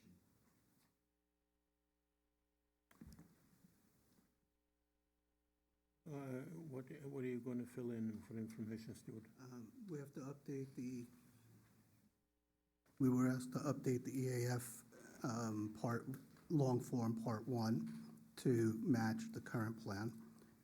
We were asked for some information about trees and to reconsider the trees. We do have correspondence from New York State DEC where they're taking jurisdiction of the wetland. We can provide the correspondence that states that. Should be don't have that. sent to us. Yeah, we don't have that. DEC did not send it to us. We'll provide it to you. And we have, it is my understanding that it was sent to Army Corps of Engineers by the municipality as part of the distribution. We haven't heard any correspondence back from Army Corps of Engineers. And my understanding is if they don't respond, there's no response. But the DEC has jurisdiction of the wetland. There was discussion about the encroachments into the buffer. The DEC has a process for permitting for that. It's within the regulation. The regulation does not state that you can't go into the buffer. It does state that you need a permit for it. So we're going to go through the process to get the proper permitting for it. And if we do not get the permitting for it, we come back here and tell you so. So, to be clear, there's not even a prohibition from going into the wetland. You can get a permit for it from the DEC. So, I would like to clarify one other thing, though, something that was said. There is a big difference between asking for a permit for encroachment into a buffer and encroachment into the wetlands proper. There is a big difference in the DEC's eyes. And by the way, one of the reasons that this is, I actually worked on the plan that went before the town board. At that time, it was not a DEC wetland. It wasn't a DEC wetland until January of 2025. And this wetland was an Army Corps wetland, and that's what we showed. So and the difference is between the Army Corps and the state, the Army Corps doesn't have a buffer. You're allowed to build right up to the edge of it, so. I'm sorry, go ahead. Like, that was a good clarification, and the regulation has gotten more restrictive with the DEC taking jurisdiction, so we have to deal with that, and of course, we will. I don't know exactly what your process is. I know that we can update the EAF. I feel like that's a bookkeeping matter. There's no changes in the information that are going to change your perception of this project. It's really just bookkeeping. The project was changed. The EAF wasn't updated. We can do that.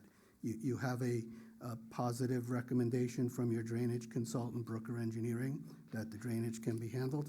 The comments from DEME, while they are numerous, they are half as many as they were, and we're not going to go through them item by item. Many of them are advisory, things that have to be done, performance bonds, things of that nature, that they don't even result in changes to the plan. So we'll address every one of them, like I did. And That discussion with Bruce Peters in respect to the sidewalks, you have to get that straightened out. we understand. So we just received those comments tonight, by the way, and this was submitted on August 14th. So, those comments. Okay, but for the applicant's part, we maybe unfortunately had time before the meeting to sit outside and review them, but they were dropped on us minutes before the meeting tonight. So we did go through them. I don't see anything that we can't either address that doesn't really need to be addressed or that we can't talk to him about. So I think that they're technical comments at the detail level at this point. So I think the biggest thing that we have to deal with is the DEC permitting. And while somebody spoke correctly that they don't have something in front of them, we've been working on it. So we're preparing the application and putting it in. So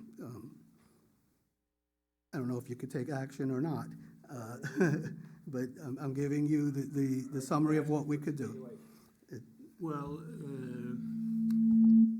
are you asking for DEC permitting before we make a decision? Because if you don't get the permits, the application is null and void. Then we have to continue and get what we need before we come back.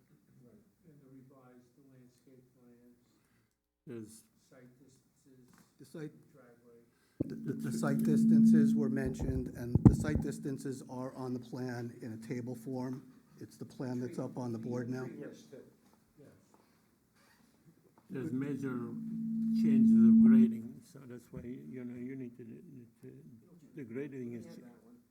Try this, see if that's any better. Okay. Maybe it's me. I think I'm giving off Site some. distances, I'm looking at Bruce Peters, number 19.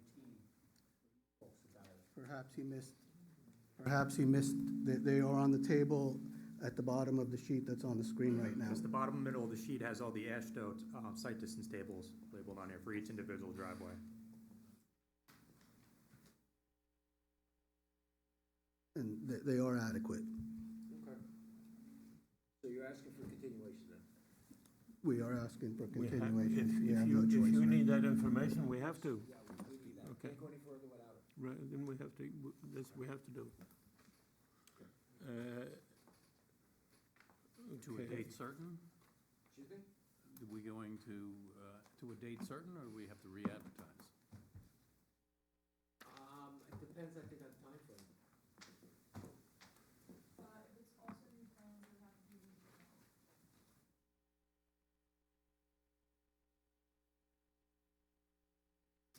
Revised plans, we have to notify. They provided an updated GML dated September 17th, so there's a GML for the current plan right now, so if it changes significantly, I would, like.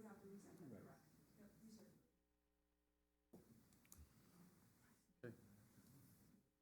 All right, thank you. Okay, thank you. For everybody's information, there's no action being taken on the project. There's a lot of information that you guys want, and that once they get the information, they're gonna come back, and at that time, we'll have a public meeting.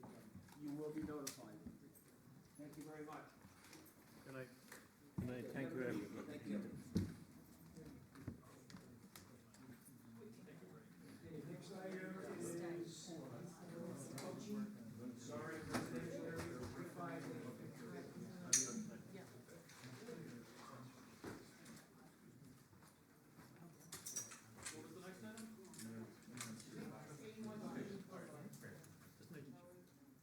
ruined the name. I said it, I was terrible. I apologize.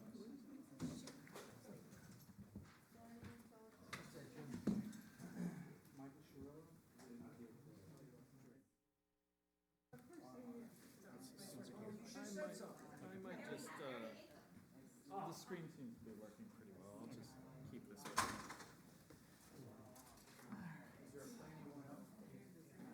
I'm sorry? The second page. You shouldn't have to put your plans up, because we can. It's looked great. I haven't done it with the TV yet for you guys, but it looked like it worked pretty well, even with the laser pointer. All right. Yes, sir. Good evening. Is everybody signed in? I didn't get the guy on the end. Okay, the gentleman on the end's got to sign in. And I didn't get his name. See, let's see. Yeah. All right, good evening. My name's Gerald Vaccaro. I'm the civil engineer for the applicant.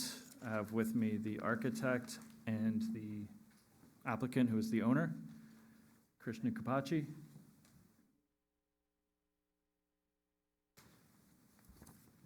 This is a proposal for a single-family residence in a critical environmental area on an existing undeveloped lot. The lot is in the Upper Grandview. It's a critical environmental area, steep slopes on the lot. It's on Tweed Boulevard. It slopes down significantly to the east. We're proposing a single-family residence within the zoning for floor area, even given the reduction to the lot area to net from due to the steep slopes. So we're within that zoning. We are, because it's on a fairly significant slope, we are keeping it toward the front of the property where it's flatter. You'll see from the topography, which is going to necessitate a front yard setback variance. And also because of the way the building height requirement is calculated, and we're situated on a slope, we're exceeding the height. So we'll ultimately be looking for that variance as well. Outside of that, I think to note is the drainage management required here is fairly unique because of the shallow bedrock across the entirety of the flatter area of the site. We didn't really go down through the steep slope, but as far as the upper half of the site, we really only found one very limited area of decent acceptable soil that wasn't underlain by shallow bedrock within about 12 inches, and that is all the way to the south, which is also planned south. That's where we're proposing our septic system. The rest of the site, we were attempting to explore for infiltration, but again, it's all underlaid by rock in the very limited areas where we could even potentially have it that were offset from property lines, footprints of the building, and well. So what we're doing here is proposing a detention and control flow outlet system. You'd see these much more typically in combined sewer areas like New York City, where you're conveying out to the sewer and there's a requirement to restrict the flow down. So on subsequent pages, you'll see details for that. That's basically not infiltration. It's a tank that we're providing the volume. We're actually providing it through HDPE piping, not a formal tank structure. But we're providing storage volume within that pipe, and we're providing an orifice outlet, a small pipe, to outlet the flow, which will reduce that outlet flow below what the existing runoff rate is, which is the requirement. That's for the 110 and 100-year storm. We've received several comments back. It seems like there are multiple entities reviewing the drainage at this point, which is great, actually. We received everybody but Mr. Peters' comments, which we, of course, received a couple hours ago. But I believe they're all fairly minor, and some of them were just drafting and what's written in the report issues. But as far as the calcs, everybody seems to have no issue with that. And again, for 110 and 100-year storm, we're showing a reduction in runoff from existing, which is again completely undeveloped. So I think we've squared away the difficult aspect there. There's a retaining wall going in that you can see there. That's actually going to provide some flatter yard area for recreation, and it allows us to kind of put that detention piping in without having to try and excavate into what is rock, right? So we're basically going to put it at grade, just slightly below. We'll remove the topsoil, put that piping at grade, and then backfill with that retaining wall, acting as our container, basically, to install fill over our detention system so we don't have to bust out a lot of rock. I think that's it for an introduction to the project. Let me go through the consultant's report. Office of Building and Zoning and Planning, Rick Oliver. Received it on September 8th. He has 2 comments. Department of Environmental Management and Engineering, Town of Orangetown, September 23rd. Bruce Peters got 12 comments. Bureau of Fire Prevention, Town of Orangetown, September 5th. They have 1 comment. Paul Degansky, September 7th. There's 13 comments. Rockland County Health, September 23rd, has 1 comment. I have a letter from Collier Engineering, September 2nd. It's basically a push of the project. He has 17 comments.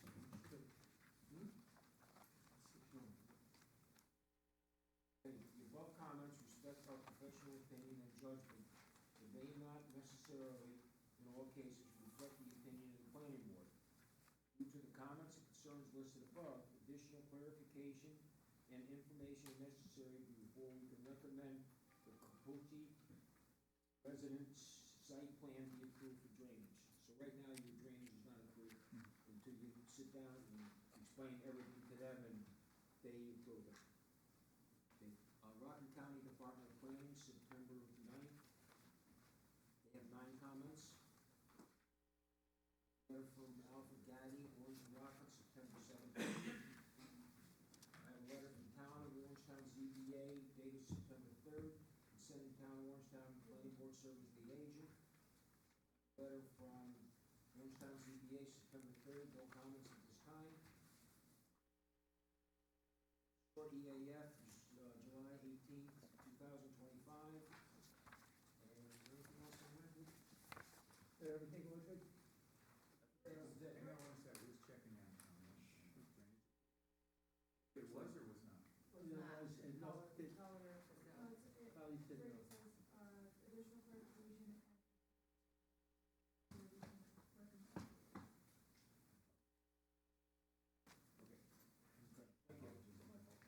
Any questions or comments? Could you explain the septic system? The septic system is going to be I believe it's I switched it. It was either a bed or a trench system, and looking at it, I don't recall, but it's situated all the way along the south side of the property. Oh. Don't look at it when you do it. Septic, 2 tanks. So I've had preliminary conversations with Liz Mello at the Health Department about this as well, because it's also its proximity to the well and the other septics in the area. But 2 tanks, right? 2 tanks are required in the county. It's actually going to be an aerator system with, it's a proprietary system, but it still follows the health code, the state code. So it's going to be perforated pipe in trenches, but instead of the leachate flowing out by gravity from the tank, from the overflow of the tank, it's actually pumped, aerated, and pumped up to them. It's a method of just keeping the footprint of the system small, because we really don't have the area to do just a more typical larger field. But that's it there. It's achieving its setbacks from the building foundation, from the property line, and from the well, and from the neighbors' wells also, the documentation we pulled from the health department. So the The retaining wall extends right along here. It's the narrower one. These thicker areas are actually that pipe I was talking about, the detention tank. It's 42-inch diameter HDPE pipe. So that's what you're seeing there. That's why it's kind of thick. The control flow outlet is within this within this manhole here. It's not a catch basin. To a stabilized outlet. There's also footing drains coming down here that you see, but this is the retaining wall that you were asking about. It is, and you'll have we do not have it included in the package at this time, but you'll receive a separate structural design of that retaining wall, likely going to be cast-in-place concrete. I don't know if you had any further conversations, but cast-in-place concrete varies from at grade 0. Most of this northern portion will be around 5 feet, but it grows significantly right in this corner here, up to probably, I think, 17 feet or so at its very tallest. And that's gonna be like formed concrete? Reinforced cast-in-place concrete, yes. How are you gonna set them down there? How are you gonna set them in down there? The footing's gonna probably be pinned to the rock. I'll leave it to the structural guys to determine that, but bedrock's very shallow. I think they even have a preliminary geotech. They might request more borings for their design, but we just did one at 11 Tweed. Very similar in nature for the retaining wall portion. If you recall, it's pinned to the rock. Okay. I have nothing further. Thank you. Lisa, anything? Sure.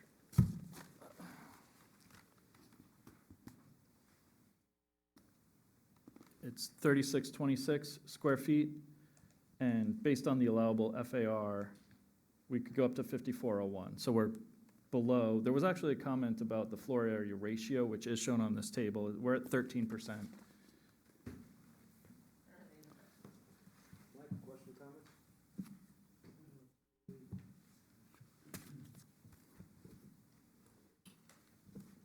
Hey, just, when you start on the thing, what trees are gonna remain, what trees are gonna be removed in the area that you're building? Sure. So the trees that are remaining are all shown to be preserved they're labeled with the T numbers, right? Those are the ones we're preserving in gray on this plan, which may not be showing up so well with X's, or is it on this plan? Hold on. Okay, so the ones that are gonna be preserved. Sorry.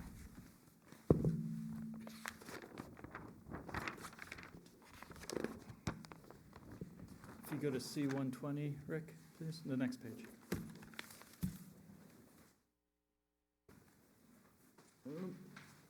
That's not the next, that's out of order, I think. 120, yes, that's it. So in gray, with X's on them, are the trees to be removed, which we're trying to minimize. We're not.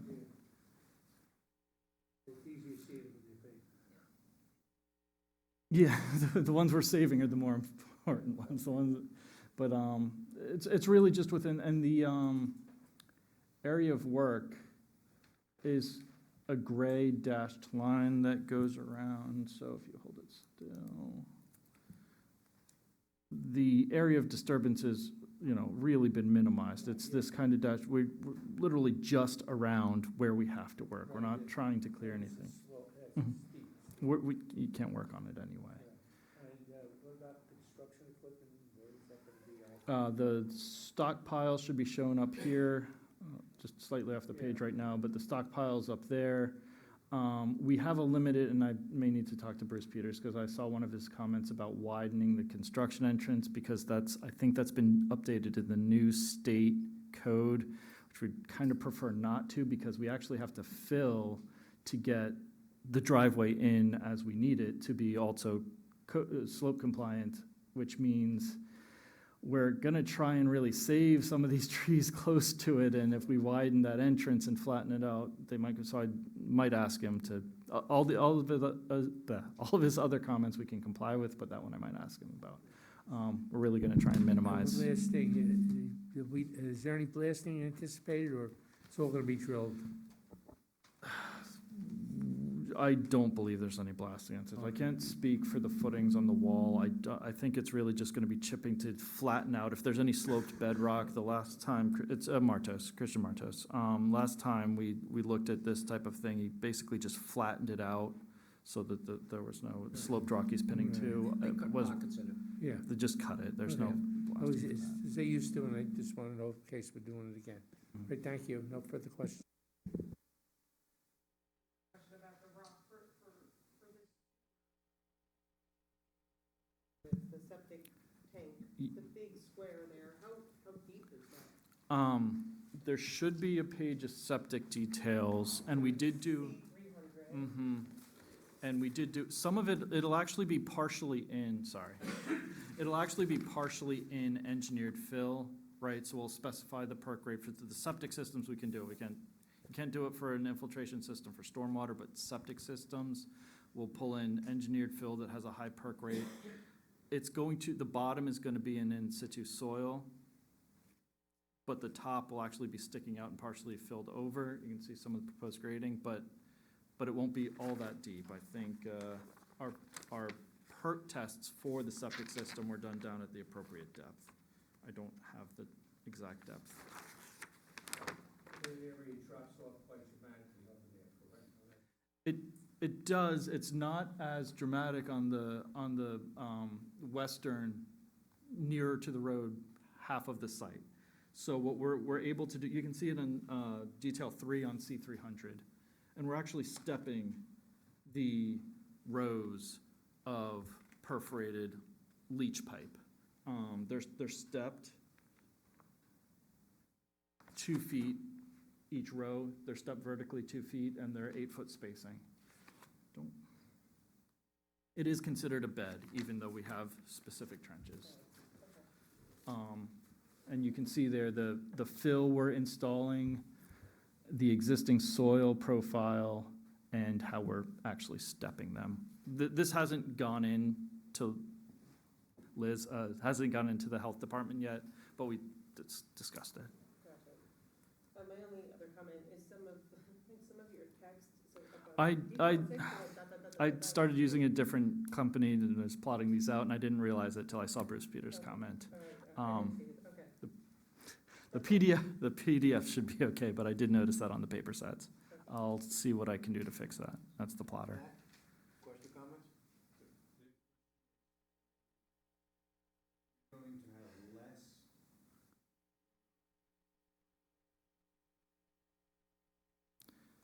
We're gonna have more runoff, volume-wise, because we're installing impervious surface over what isn't considered impervious, even though there's rock at like 18 inches. The outflow rate is reduced for each storm,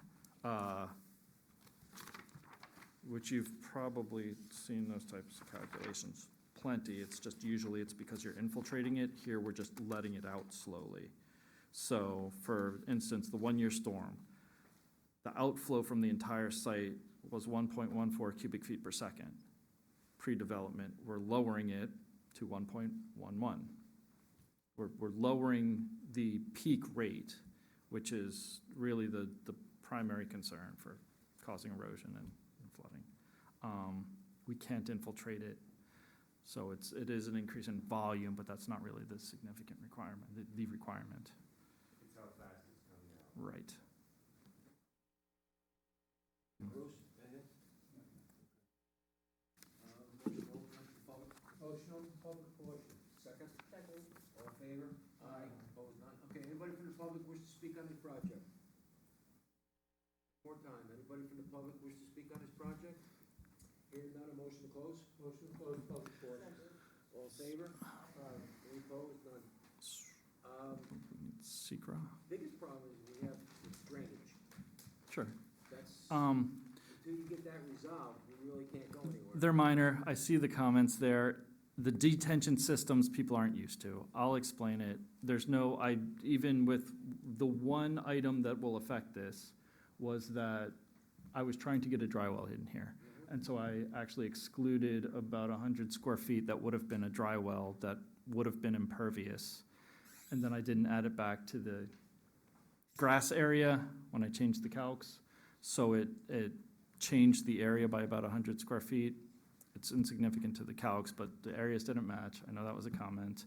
But the rest of them were really just discussing the detention system and if there's separation to groundwater, which for again, there's no infiltration, so there's no, the whole premise of being separated from bedrock or groundwater is the operation of the infiltration. It's not an infiltration system, so I think that might be the primary issue there. You probably want to have to talk to Colliers. I'm gonna call them up and discuss. Right, that should, Yep. that should It's, clarify. I it. don't believe there are any big issues other than just clarifying exactly Right. why we're doing what we're doing, because it probably wasn't explained well enough in the report. So I'll add that. He's gotta write that off before we can go on. Understood. I believe we also need, don't we need secra? And Not at this point. okay, Because you don't have drainage. okay, We don't know if you're gonna get drainage. okay, So we can't give you secret Okay. until we know you have drainage. okay. No problem. Got it. You have to ask. for Yeah, well, the- we request a continuation to the next board meeting, which I don't even think I heard the date on that yet. No, as soon as you get the information, everything pulled up. Then Okay, call the building department up and Okay. set up the next meeting. Next meeting, they'll. very good. They're not gonna refer us to zoning until they get through that, because we have to go to, unless we can do that simultaneously, but I don't believe we You're can. not gonna go anywhere until you get. Right, drainage. that's what I thought, yeah, okay, very good, great, all right, thank you. Okay, thank you.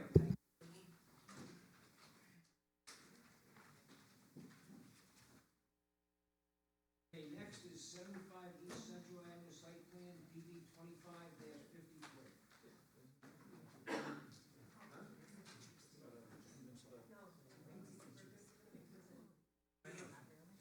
I'm gonna take everything.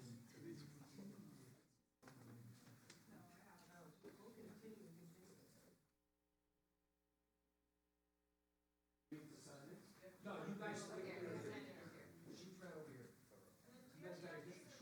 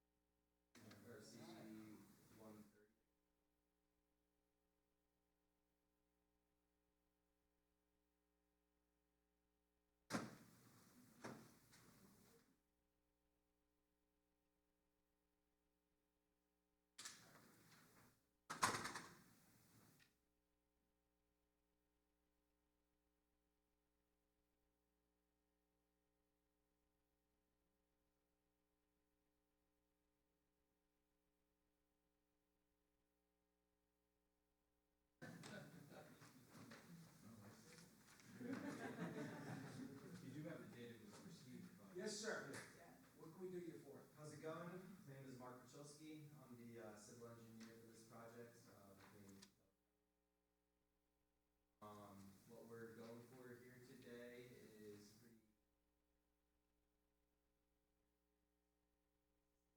pretty out there that's in opening.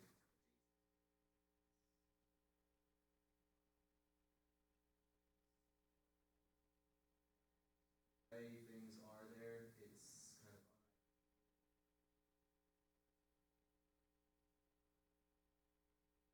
library, so the last thing I want to do is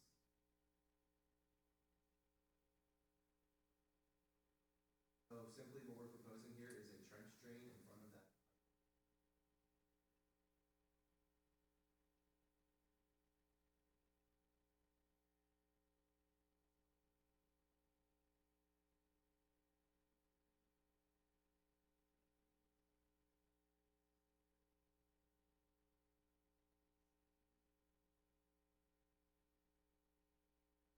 Aside from that, there's just going to be some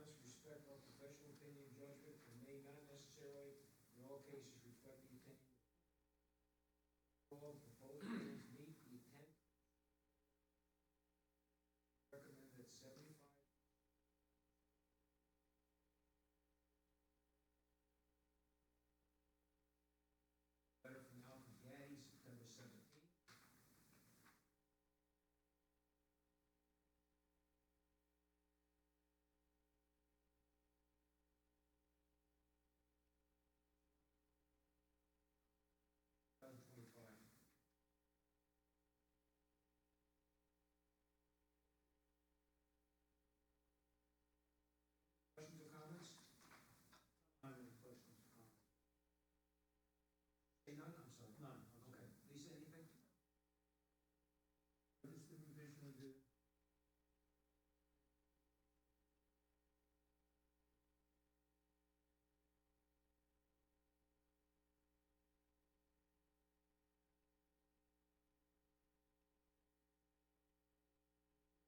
portion. All in favor? If the public wish to speak on this project.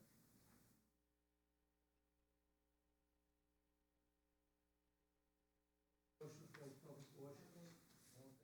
Aye. Any opposed? None. Motion for lead agency. Second? Second. All in favor? Motion to next designated deck. Second?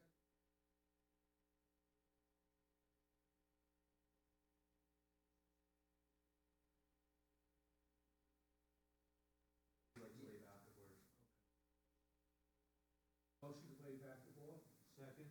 All in favor? Aye. Any opposed? However,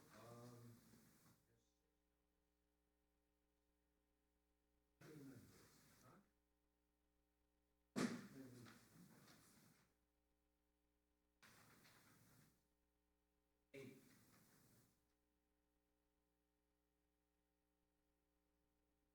Oh, okay. Yeah, eight.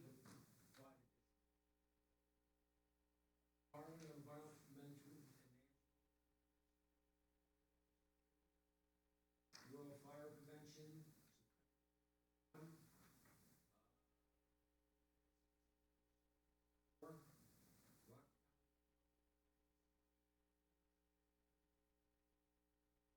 September 23rd.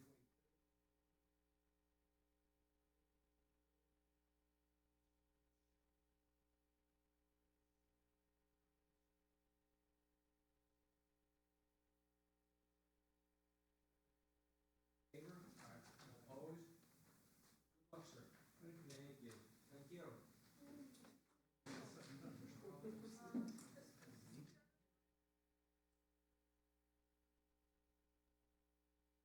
Yeah. Okay, thank you very much. Yes. Okay, next is Ventura Together Site Plan, DD 25-54.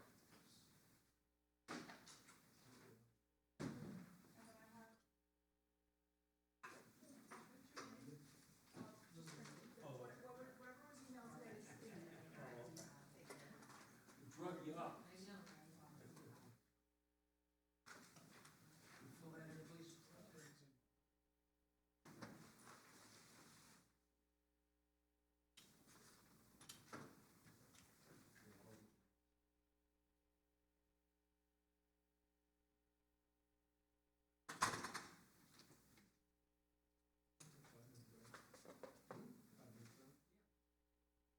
Can we start with a 5-minute break?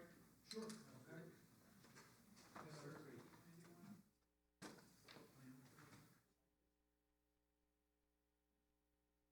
You guys didn't do it, but just, it's his fault.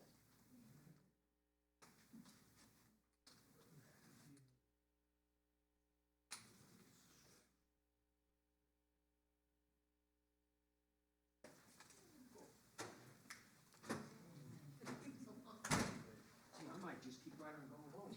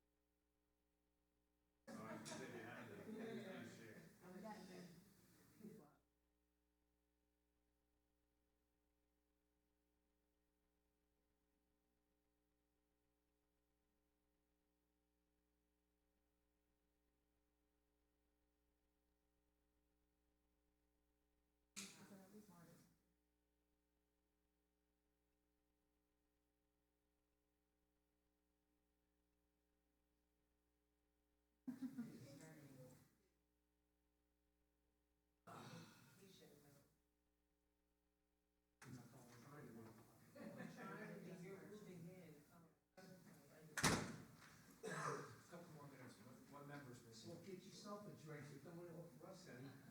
Thank you. We'll remember this. Because we've got a hand.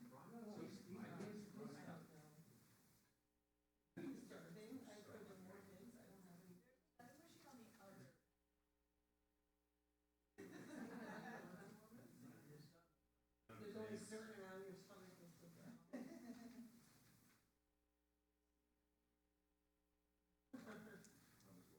Next time I'll bring some protein bars.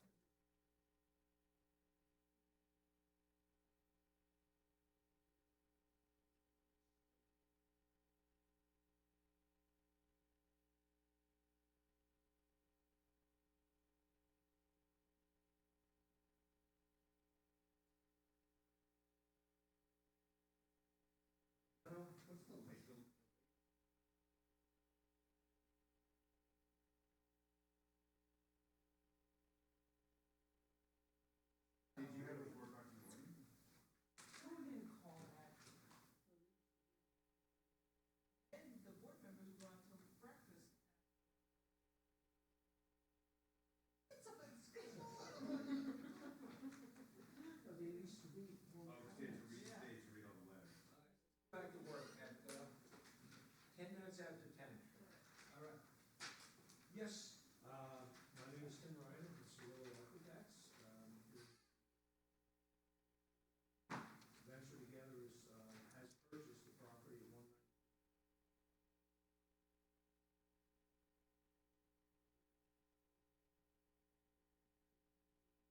190.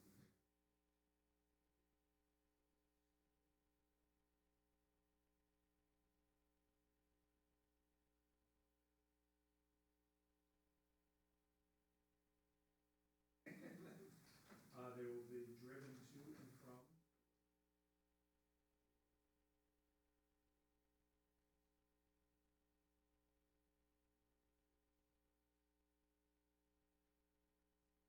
That will be on site, all day, basically.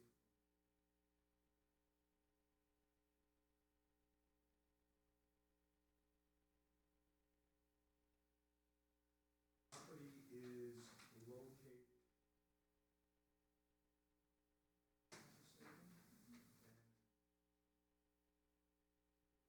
Vision on our bulk table and the zone.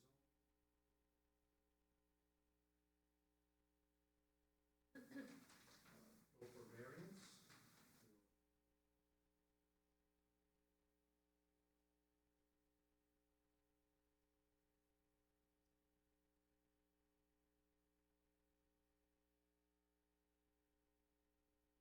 So we are basically, I guess, here to ask for a referral. There's also request. And,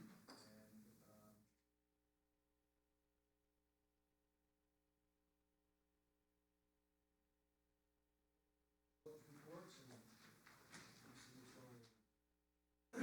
Office of Building and Zoning Planning, Rick Oliver, received. He has a total of 7. Department of Environmental Management and Engineering.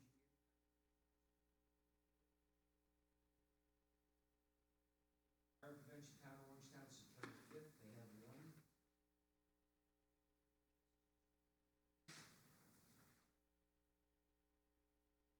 Comments.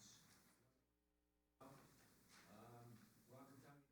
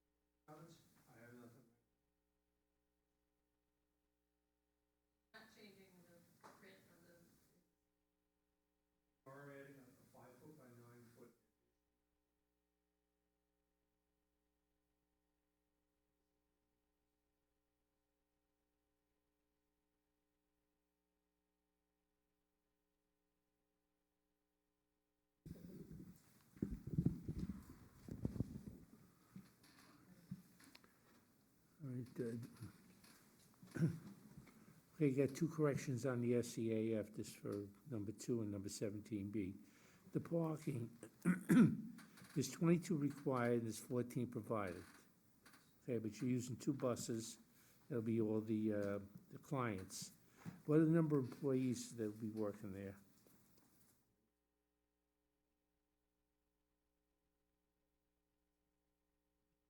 Okay. 8 to 10. And even with, if they all come with their own vehicles, you have more than enough, so you're gonna be looking for a variance from the ZBA on the parking? Okay. Sense.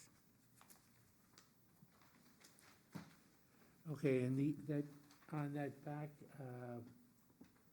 exit that you're building there, you show 2 bollards. Correct. One at each end. What's the distance between those 2 bollards? I believe about 9 feet. This is my opinion, but I think you should add an additional bollard in the middle, because cars are in there and they do back up. And rather than hitting the bollard or going into the building, I think you have a window there or something. Right. Just, it was a condition to add that.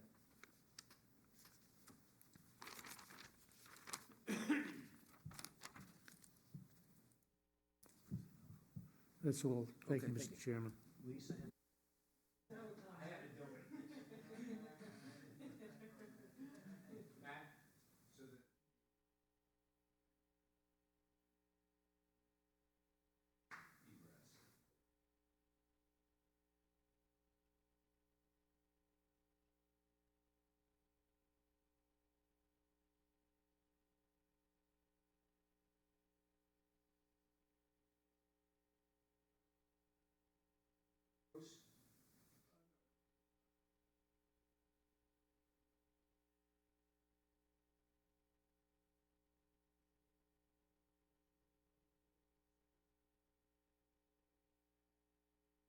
Anybody from the public wish to speak on this project?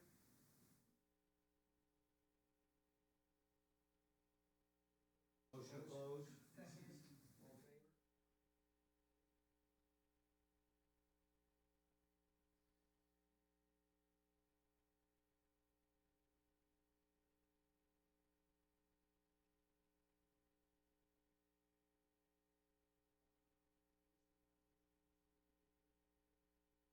All in favor? Second.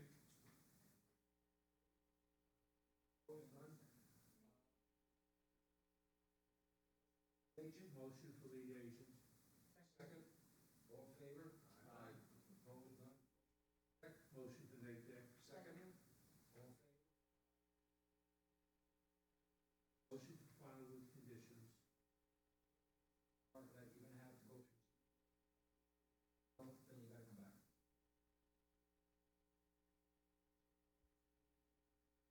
Oliver, September 9th. Hearing September 25th.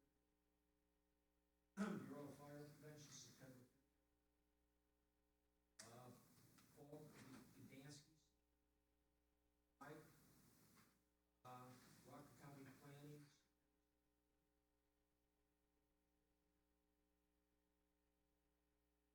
That's it. No, got one more. Got one more. You have to add a bollard. Oh, And yes. you're back between the other 2 bollards.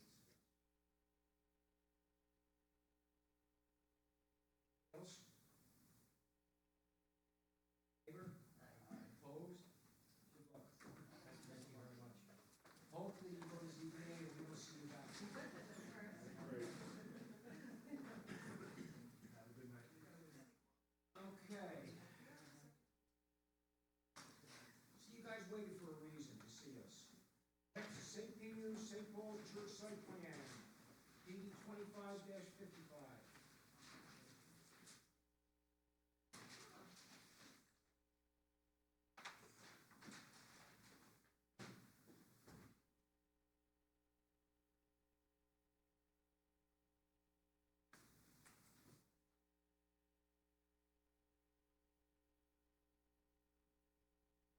Yes, sir.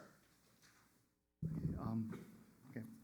So basically, sorry, Jonathan Hodosh, I'm the architect for the application. Do you need the address, or? Yeah, okay. What we have is an existing building, it's an existing church building in an R15 zone. It was previously a dentist's office, kind of a nasty-looking 1960s kind of building. Has some photos of what's there now. And then what we're proposing is to enlarge the building and enlarge the sanctuary. There's a meeting room, add handicap bathrooms, a couple of offices, and an elevator. So right now you enter on a half level and there's no access to the sanctuary. You can only enter on the lower level. So this is what we're proposing. Another one.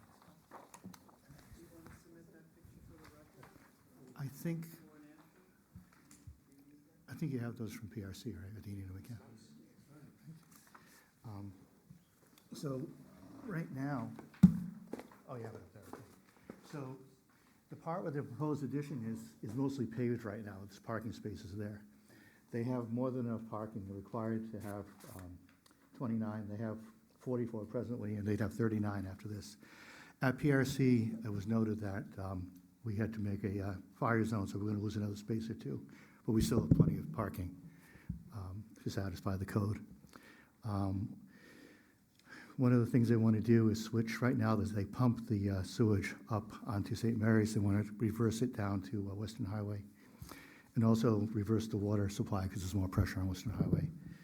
Other than that, is basically the building has these jogs in it all the way around that we want to fill in to make the building more functional and just increase the practicality of the building. So there's very little impact.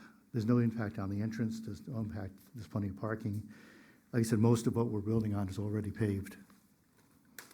So, Okay, let me go through the consultant's reports. Office of Building and Zoning and Planning, Rick Oliver, September 8th. He has 2 comments. Department of Environmental Management and Engineering, Town of Orangetown, September 23rd. They have 11 comments. Bureau of Fire Prevention, Town of Orangetown, September 9th. There's a total of 8 comments. And a short EAF. Oh, I got a letter, a narrative and history signed from George Otis Associates, August 8th, 2025. And what's the date on that? There is none. Oh, okay. That's it. Okay. Audrey, anything else? Okay, thank you. Andy, questions or comments?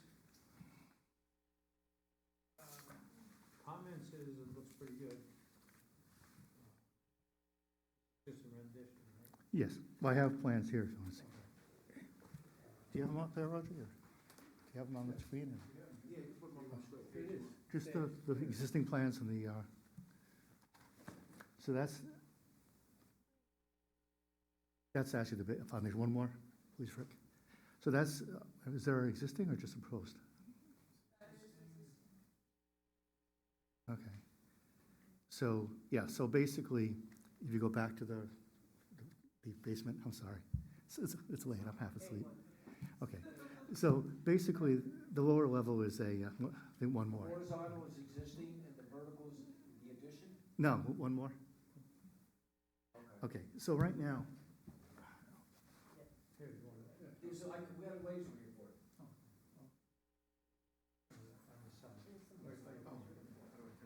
Okay, you want to use this one? I'll look into it. Don't look into it. wow. You gotta hold the bottom. Okay. So right now, this is the meeting room in the basement. There's a little bathroom for the Wi-Fi. Probably the 3rd floor.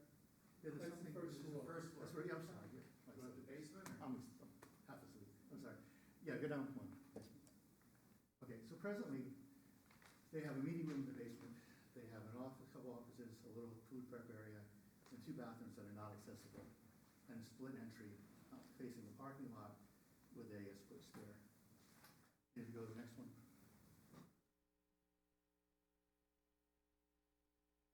So up top, basically, you're still entering on the half level, and you've got a sanctuary. The way they conduct their services, they have a raised platform here as part of their whole tradition. And one of the things they really want is they want to be able to enter from this side, because they have processionals that run through and then out the side doors on both sides. That was a big factor in the design of the building.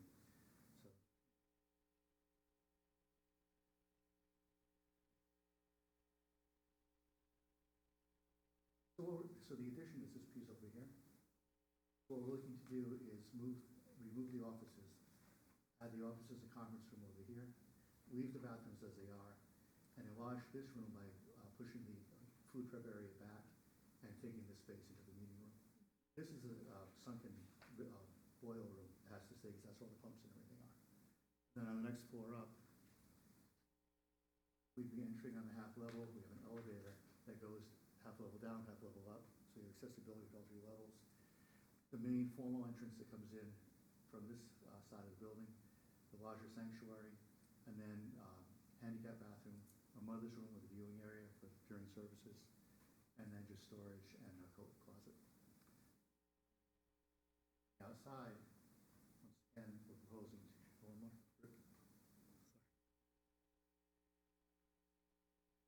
One more, please. So right now, this is where they enter. So right now, there's an entry on the lower level, which is the only accessible entry. This is a half level, and there's no access to the second floor except the stairs. We faced it this way because it faces the parking lot, which is what you really see when you pull up. After we had this done, they said, well, we really, for our religion, we would have to be able to enter from the front as well and go straight through into the building, which is why this is facing so it was all done for a reason, but there are very specific needs of what we wanted, functionally and aesthetically. I think the rendering showed it a little better. Very simple building, just mostly matching the block and some stucco work. Trying to make it more functional. We've had several churches we're working with lately. The biggest problem they have is when they have funerals, they can't get the caskets up and down. It's a huge problem, so we're putting in a lot of elevators lately. But also a lot of aging parishioners as well. That's basically the project. I have nothing else.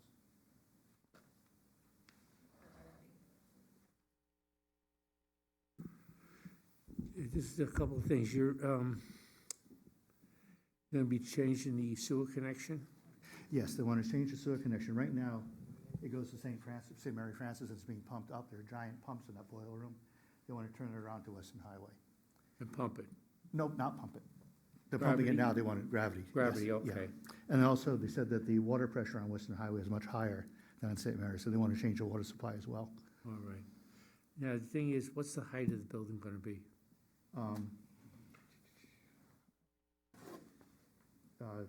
24.6 feet. Okay, so it's under 30 feet? Yeah, oh, yeah. Okay, so you won't need the aerial access and the rest of the Right, things. yeah, the only thing, if you go, can you go back to the side elevation?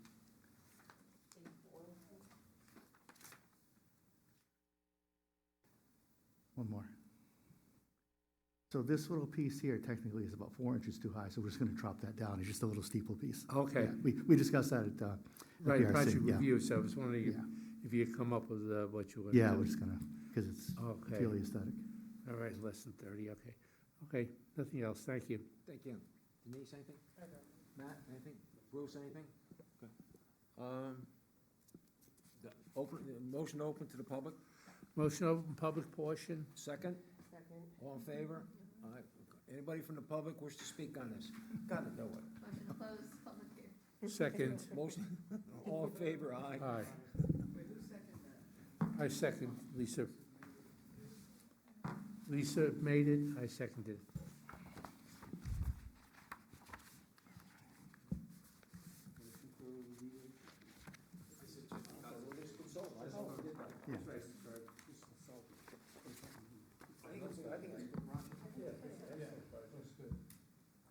And there used to be some very good pediatricians. Was it? Yes, I think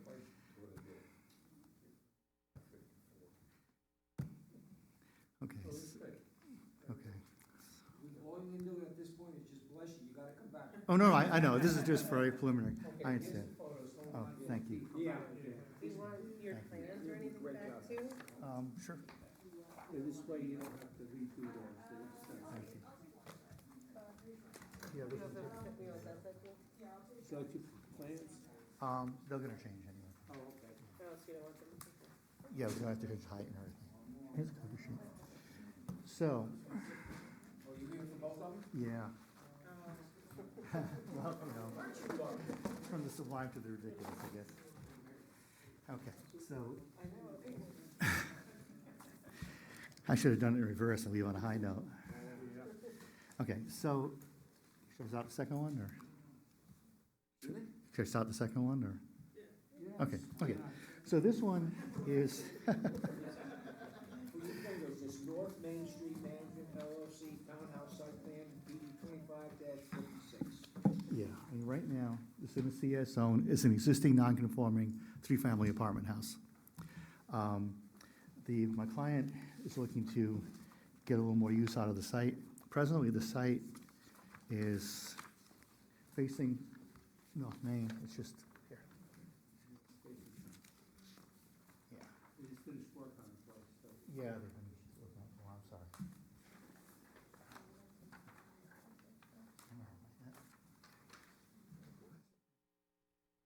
So the area we're really talking about is really facing, looking at it on the east. Which is this way. Would be, For the little shopping center next door. So what we're looking to do was add several townhouses to the building. And Rick and I have a difference of opinion as to the interpretation of the code. I read it as you can, with a use special permit from the zoning board, you can add to an existing residential use.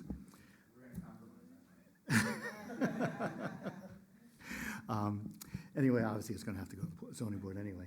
But the other thing that came up at PRC is that Dave mentioned that with this building configuration, we need more than 150 feet of roadway, which we don't have. So we're gonna have to modify this somewhat anyway and cut back to satisfy the fire department regulations. The reason for the townhouses rather than just a straight addition is because otherwise we need an elevator if we tried to do another three-story building, which makes it unfeasible. Well, yeah. This is like such an overuse of the property. Well, that's why I'm here to feedback. What did you say about the fire department? Oh, because the buildings extend this far, we need a road 150 feet deep, we don't have that. So we'd have to cut this back, so the road doesn't go, has to go the whole length of the buildings. Am I correct? So you said that, yeah. So we have to modify that no matter what. So we're probably gonna be, at the very least, we'd be losing one townhouse, if not more.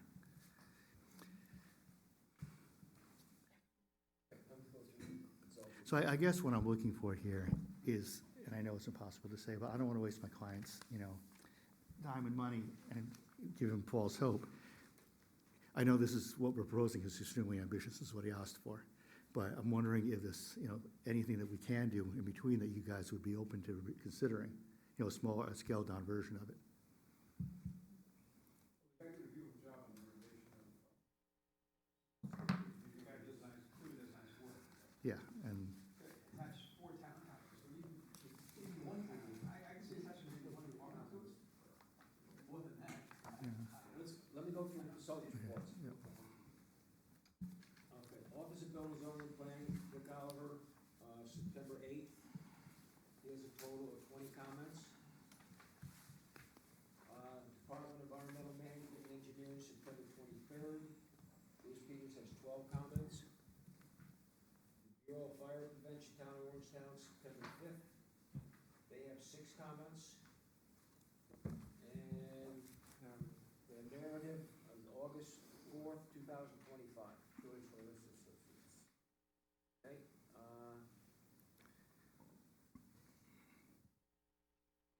okay, Audrey, anything else? That's it. Okay, thank you. Any questions or comments? The building that's there now, that's gonna stay. Yes, That was just renovated. And yeah, and we're still, even with those, we're still under on FAR. I mean, it's a tough site.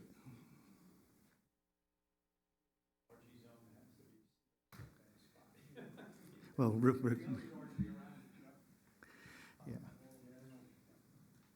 Looking to try and get all 4 condos in there?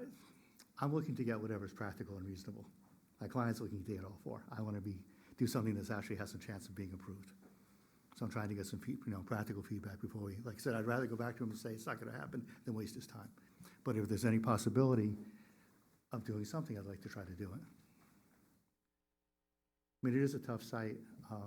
It is, like I said, it would still be, we'd only be 3/4 of the allowable FAR. If we don't do the 4 townhouses, we'd probably be closer to 50%.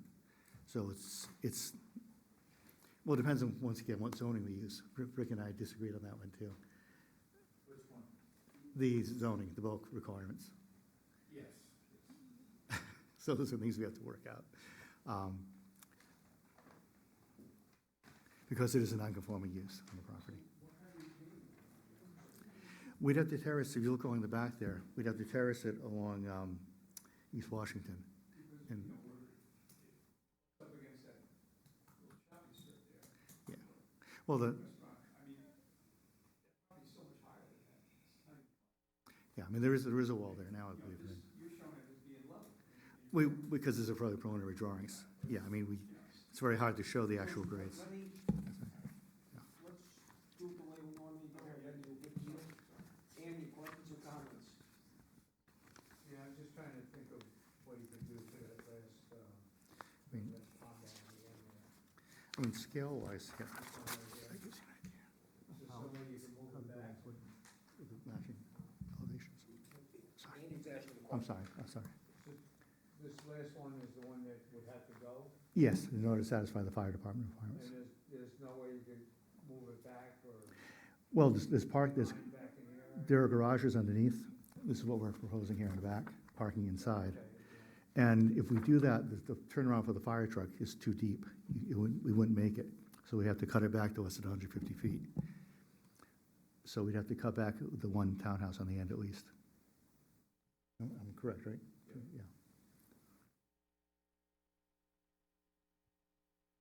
I don't have anything. Okay, Lisa, anything? I'm confused, so my questions might, so, what's the property, what's it zoned for?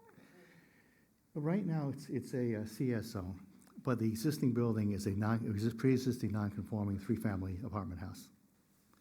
And where Rick and I differ is that in the code, it says you can add to an existing residential use, but since the use is not conforming, that's where we're kind of diverging, right? I think, yeah, the interpretation of the word in that section, looking at it as an addition, dwelling units, you know. They want to do additions to that building, Right. and I can see that. But the addition, well, yeah, okay, I see where you're coming from. I mean, the way, it looks like it's connected to the. Well, I connected it specifically because it says an addition. Where's it? Yeah, let me just get the wording. Yeah, what it says specifically is, it says additions to existing residential structures and commercial structures on the same lot as existing residential uses. And like I said, Rick and I are having a difference of interpretation on that. I'm taking it to say it's an existing residential structure, so we can add to it. And I think you're saying since we're adding additional residential units. If you had an existing residence, Mhm. put an addition on a residence, keeping it a residence, but. Well, it says on the same lot as the existing residential uses, you can also add commercial. It doesn't, it's kind of vague. I mean, ultimately, well, I mean, Rick, ultimately, would that be your department? Would that be the planning board who decided? Who's the ultimate? It's the acting director, it's his decision. He decides, that's what it is. If you disagree, you can appeal his decision. to Well, that's what I'm the saying, ZBA. that would be an appeal to the board, right? To the ZBA. To the ZBA, yeah. So,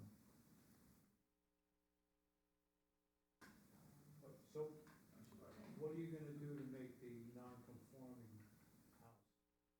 well, it does conform. It's a predate letter, And it's just getting a CO now, I think, again, right, for the three-family. We just did a whole renovation on it. Oh, okay. Yeah. I'm sorry? Yeah, well, he got a little carried away, and then, that was before I got involved. Yeah. Mike? Yeah, I'm looking at this, first of all, fire department doesn't like it, you can't get back there, 150 feet. And what building is this too much? Mhm. You know, there's no place to put screening between, even the lot on the corner, as you're going east, which is owned by Hope, even they landscape, put screening around the parking lot there. Build up, building right on the, border of, and in fact, would have on the retaining wall going into the parking lot, as well as the building right behind it. Close. Well, we acknowledge that we have to take that last unit off, no matter what. Yeah, the last building, so what's the distance from the front of the building to the street? It's 0, because of the code. I was trying to avoid variances. I think it's 0 or 15, right? That's what I thought, it's gotta be set back a little. Then there'll be another variance, but, Yeah, that's my opinion, it should be set back a little bit. It's just too close to the street there. I mean, just coming, just trying to turn into the place, you're gonna be difficult unless you know. the only reason I did that was to eliminate a variance, Right. Ideally.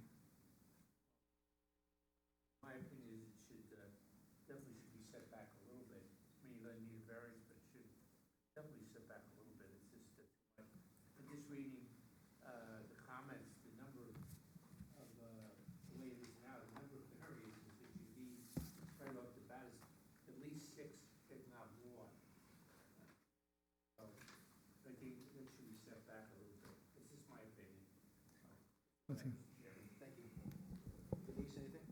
Yeah, I just think it's overdevelopment. I think what you did to the house, it looks beautiful from the street, but I think adding 4 townhouses is aggressive. I get it, it's close to the train, and it's, opportunity for housing. I just don't think that's the, have all these townhouses on it. I don't understand a 0. I don't understand our code. How can a front yard have none or 45 feet? So for commercial districts, a lot of times you'll see in a CS district, it'll be like 0 or 12 or 0 or 45. 12 is actually, the intent is, say you're in the downtown Pearl River area, the community shopping, and you want a driveway to get between buildings. 45 would be a parking area. So that's why they did it. But typically you go to, Westwood or Pearl River, and it's just building, building, building. So that's where you get the 0. But now you have non-conforming use, so it's a residential use that's trying to take advantage of the commercial setbacks. So it would be, okay, so it's minimum street frontage. So wouldn't it be on East Washington, be the street The frontage? two front yards. Yeah, so it says minimum street frontage, 25 feet, and then front yard says. Frontage is the distance, not the setback. Frontage is the width along the street. No, and I get it, and I get the commercial, I just don't get even if this was like brand new construction, we wouldn't, you'd still have I don't know, you wouldn't be, would you build right on your, I guess you do. Well, in brand new construction, you might could get more parking in the back, ideally. I mean, that's the intent, right? I mean, what messes us up is that the existing building isn't closer to the street. Right. Because it would give you more of that downtown effect.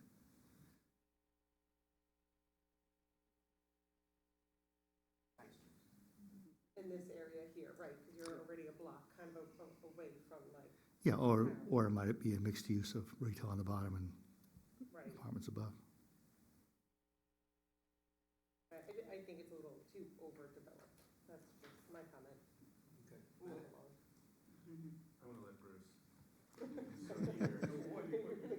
Give your time to There's Bruce. 7 units coming out that little driveway onto Main Street. All right, there's other apartments that come out onto Main Street. Washington Avenue and Main Street, tough intersection. I mean, you go by there when the train's there, they back up across their park. Cars are stopped I mean, but we're not changing the driveway, though. No, you can't change the driveway. Right. I'm saying there's too much use for that driveway. You know, when the trains back up all the way past, like to where the old, where the retail space is there. I mean, on a regular basis. You've got, Back all the way up East Washington. we have commercial properties right next door. I mean, it's all built up. This really, yeah, how it's even a commercial zone is just boggles my mind. It's never gonna be, always a residence. It used to be a residence. It was a single-family home at one point. Maybe it had a doctor's office in it at one time. It had a doctor's office in it. Residence. But if it were residential, it would be more conforming than the CS. Well, right now, we're proposing a non-conforming use, a residential use. If it were zoned residential, If it was zoned residential, you'd tear it up. It's not even, would never even happen. It was an RG zone. You only have 1,500 square feet to begin with. And you probably have, what's the square footage on this house to begin with? It's not a small house. I have 14,800 square feet. Yeah, but RG it was a RG zone, that's what it would be, it wasn't CS. That's 10,000 square feet. So you're only 5,000 over. Right. But how big is the house that's there? I don't know exactly, but You can only put up a 4,500 square foot house in an RG zone, if you had 15,000 square feet. but it's a unique It's situation. pretty big, this is 3 stories. Well, yeah. 3 stories, there's 3 apartments, the third apartment is in the attic. Well, no, it's town. That's why it's townhouses. In the existing building, the attic is the apartment. Right, Yeah. right, but that's been expanded on over the years, you know. I don't know the history of it, but I know at one point it was 4 apartments that was taken out. Wouldn't doubt that either. So, yeah, and this, like, yeah, it's a picture, it's a great picture, great drawing. Where's the retail, is it almost abuts this? It does, yes, if we do that, but like I said, we know we have to cut it back. No, but it abuts it now, and it's lower, much lower, you'd have to have a retaining wall there to even build this. You'd have to backfill that whole, whatever you put in there, the back of that property slopes down. Right. It would have to be- You're gonna have to fill, you're gonna have to put a retaining wall in, even you can probably put one apartment in. No, I realize that. Maybe one you could do with a foundation, whatever, but beyond that, I'm not disputing that, I'm saying, it's not gonna work, you know? And I just think it's just way overdevelopment it doesn't even fit the character of the neighborhood. It's one thing the guy was buying strip mall and then looking to rip down that strip mall and go up into that property and put townhouses there, that would make sense. But short of that, this is like way over. So if the house weren't there, and it was just a piece of property, then it would, I still probably would have an issue putting. but why would that be different than where the strip mall is? Well, the strip mall, I mean, it's clearly commercial property. This is borderline. I mean, But it's if- a CS zone. Right, but what I'm it's saying a is, house. by logic, but if the house weren't there, if it were vacant land, probably you just said that if the strip mall weren't there. So if someone were to buy the strip mall and want to put townhouses, you said, Parking in front of it, it's already set up for commercial. right, Or townhouse. but this could as well, if the house weren't there, it could be cut out and done the same way, theoretically. It's a bad corner. How would a garbage truck come in and get the dumpster here? Oh, they do it now. It depends, With the townhouses and stuff like that? Oh, yeah, They they can- put the garbage out, because it's like, but they can roll it out of that closure. but it's a dumpster. It's a rolling dumpster, They pull in, you roll this out, he dumps it, and backs out. right. He backs out onto me. Well, no, he backs in, typically. Well, typically they back in Definitely and pull out. parking spots, if cars are there. you can't. Back in that driveway? No way. I think so. No way. It's a bedroom. They're not back in there now. And you're not changing the driveway. You can see our concern. No, and I understand, that's why I'm here. So, It's up to you now what you guys wanna do. this area here, and I guess it's the first floor. Yeah. Where it's a one-bedroom. Yeah. What if you move it over? Move Oh. the whole thing over, like to here? I was actually considering doing that. I was thinking about it earlier today, how to move it down. Yeah. Would that give you enough room? No. If I did that and took, it, yeah, it would. It would, definitely. It would solve, And it would it's solve the only- issue. of the fire. And it's only one story, right? That room there, Yeah, this area, it's in the, yeah, it's just one, yeah, if you look at the rendition here, it's one this story. one right here, it's right Yes, here. it's a little, well, actually, what it is, it's a bedroom off the first floor. Right. It's not a separate apartment. It's just a bedroom. So, yeah, it's just So a we can bed. lose that. We're still talking a ton of extra. That's a consideration. Yeah, but the front wall of the building would be the retaining wall, in essence, along the,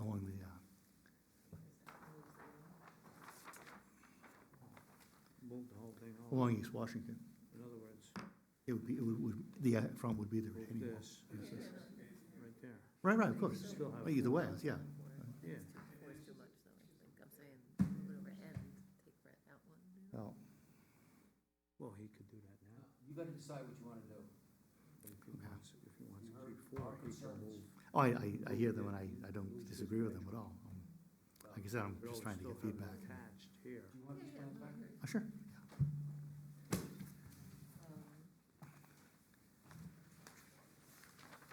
Thank you.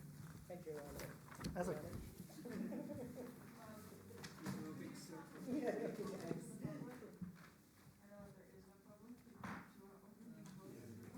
Thank you. Chairman, you wanna open it to Yeah, the does it public? even? I don't realize that. Motion, to open public portion. All in favor? Aye. Opposed? None? Didn't we do the public hearing this one? Motion to close public portion. I didn't ask if there's anybody from the public want to speak. Anybody from the public want to speak? Hearing none. Have a motion to close? Motion to close public. Right. You know what I mean? Do I have a second? All in favor? Aye. Opposed? None? Thank you, sir. Thank you. All right? Okay, we got more business to do. We have, what are the two dates in the minutes? August 20th and September 10th. Motion to accept August 20th minutes as corrected. John, we'll see you. Thank you. Actually, for the 20th, I would make some proposed changes. The decision is for a condition. That's really not what the vote was for. This board has the authority to waive the matter going to the ZBA for the determination of height. So it's waiving going to ZBA. And I would suggest putting something before, this was addressed in other matters, so something preliminary to the decision that Mr. Mandel raised the issue of the fact that the issue was discussed, waiving the ZBA, but through oversight, it was not voted on. And if I recall, in other matters, this board discussed it and agreed with Mr. Mandel that they had wanted to vote to waive ZBA, but they didn't. So the decision is to waive the ZBA relating to height, and just put something before explaining Mr. Mandel's comments. Motion on that? So the motion would be to approve the August 20th minutes as corrected, and the addition in the matter of from the University Verizon Power. Who was here for that meeting? I think we discussed that before, about that we didn't put any condition on the height. Yeah, we did, but I thought we didn't put it in the minutes. Oh, I thought we did, okay. So. I was here. No, I wasn't. Okay. Lee Citizen, you approve? I approve, yeah. And Dylan approves? Yes, I approve. Warren approves, Lisa? No, I wasn't here. Mr. Noble was? And that was- This is Lisa too. I'm sorry. See, you yell at me. Okay, motion to approve the September 10th minutes as corrected. Second. All in favor? Opposed? None. Motion to adjourn. Please. Second? All in favor? Hey, Bruce, you gotta do me a favor. When we're talking down here, you can't start a conversation. You have to wait. Wait, you go down to order, and then, okay? Because you've done it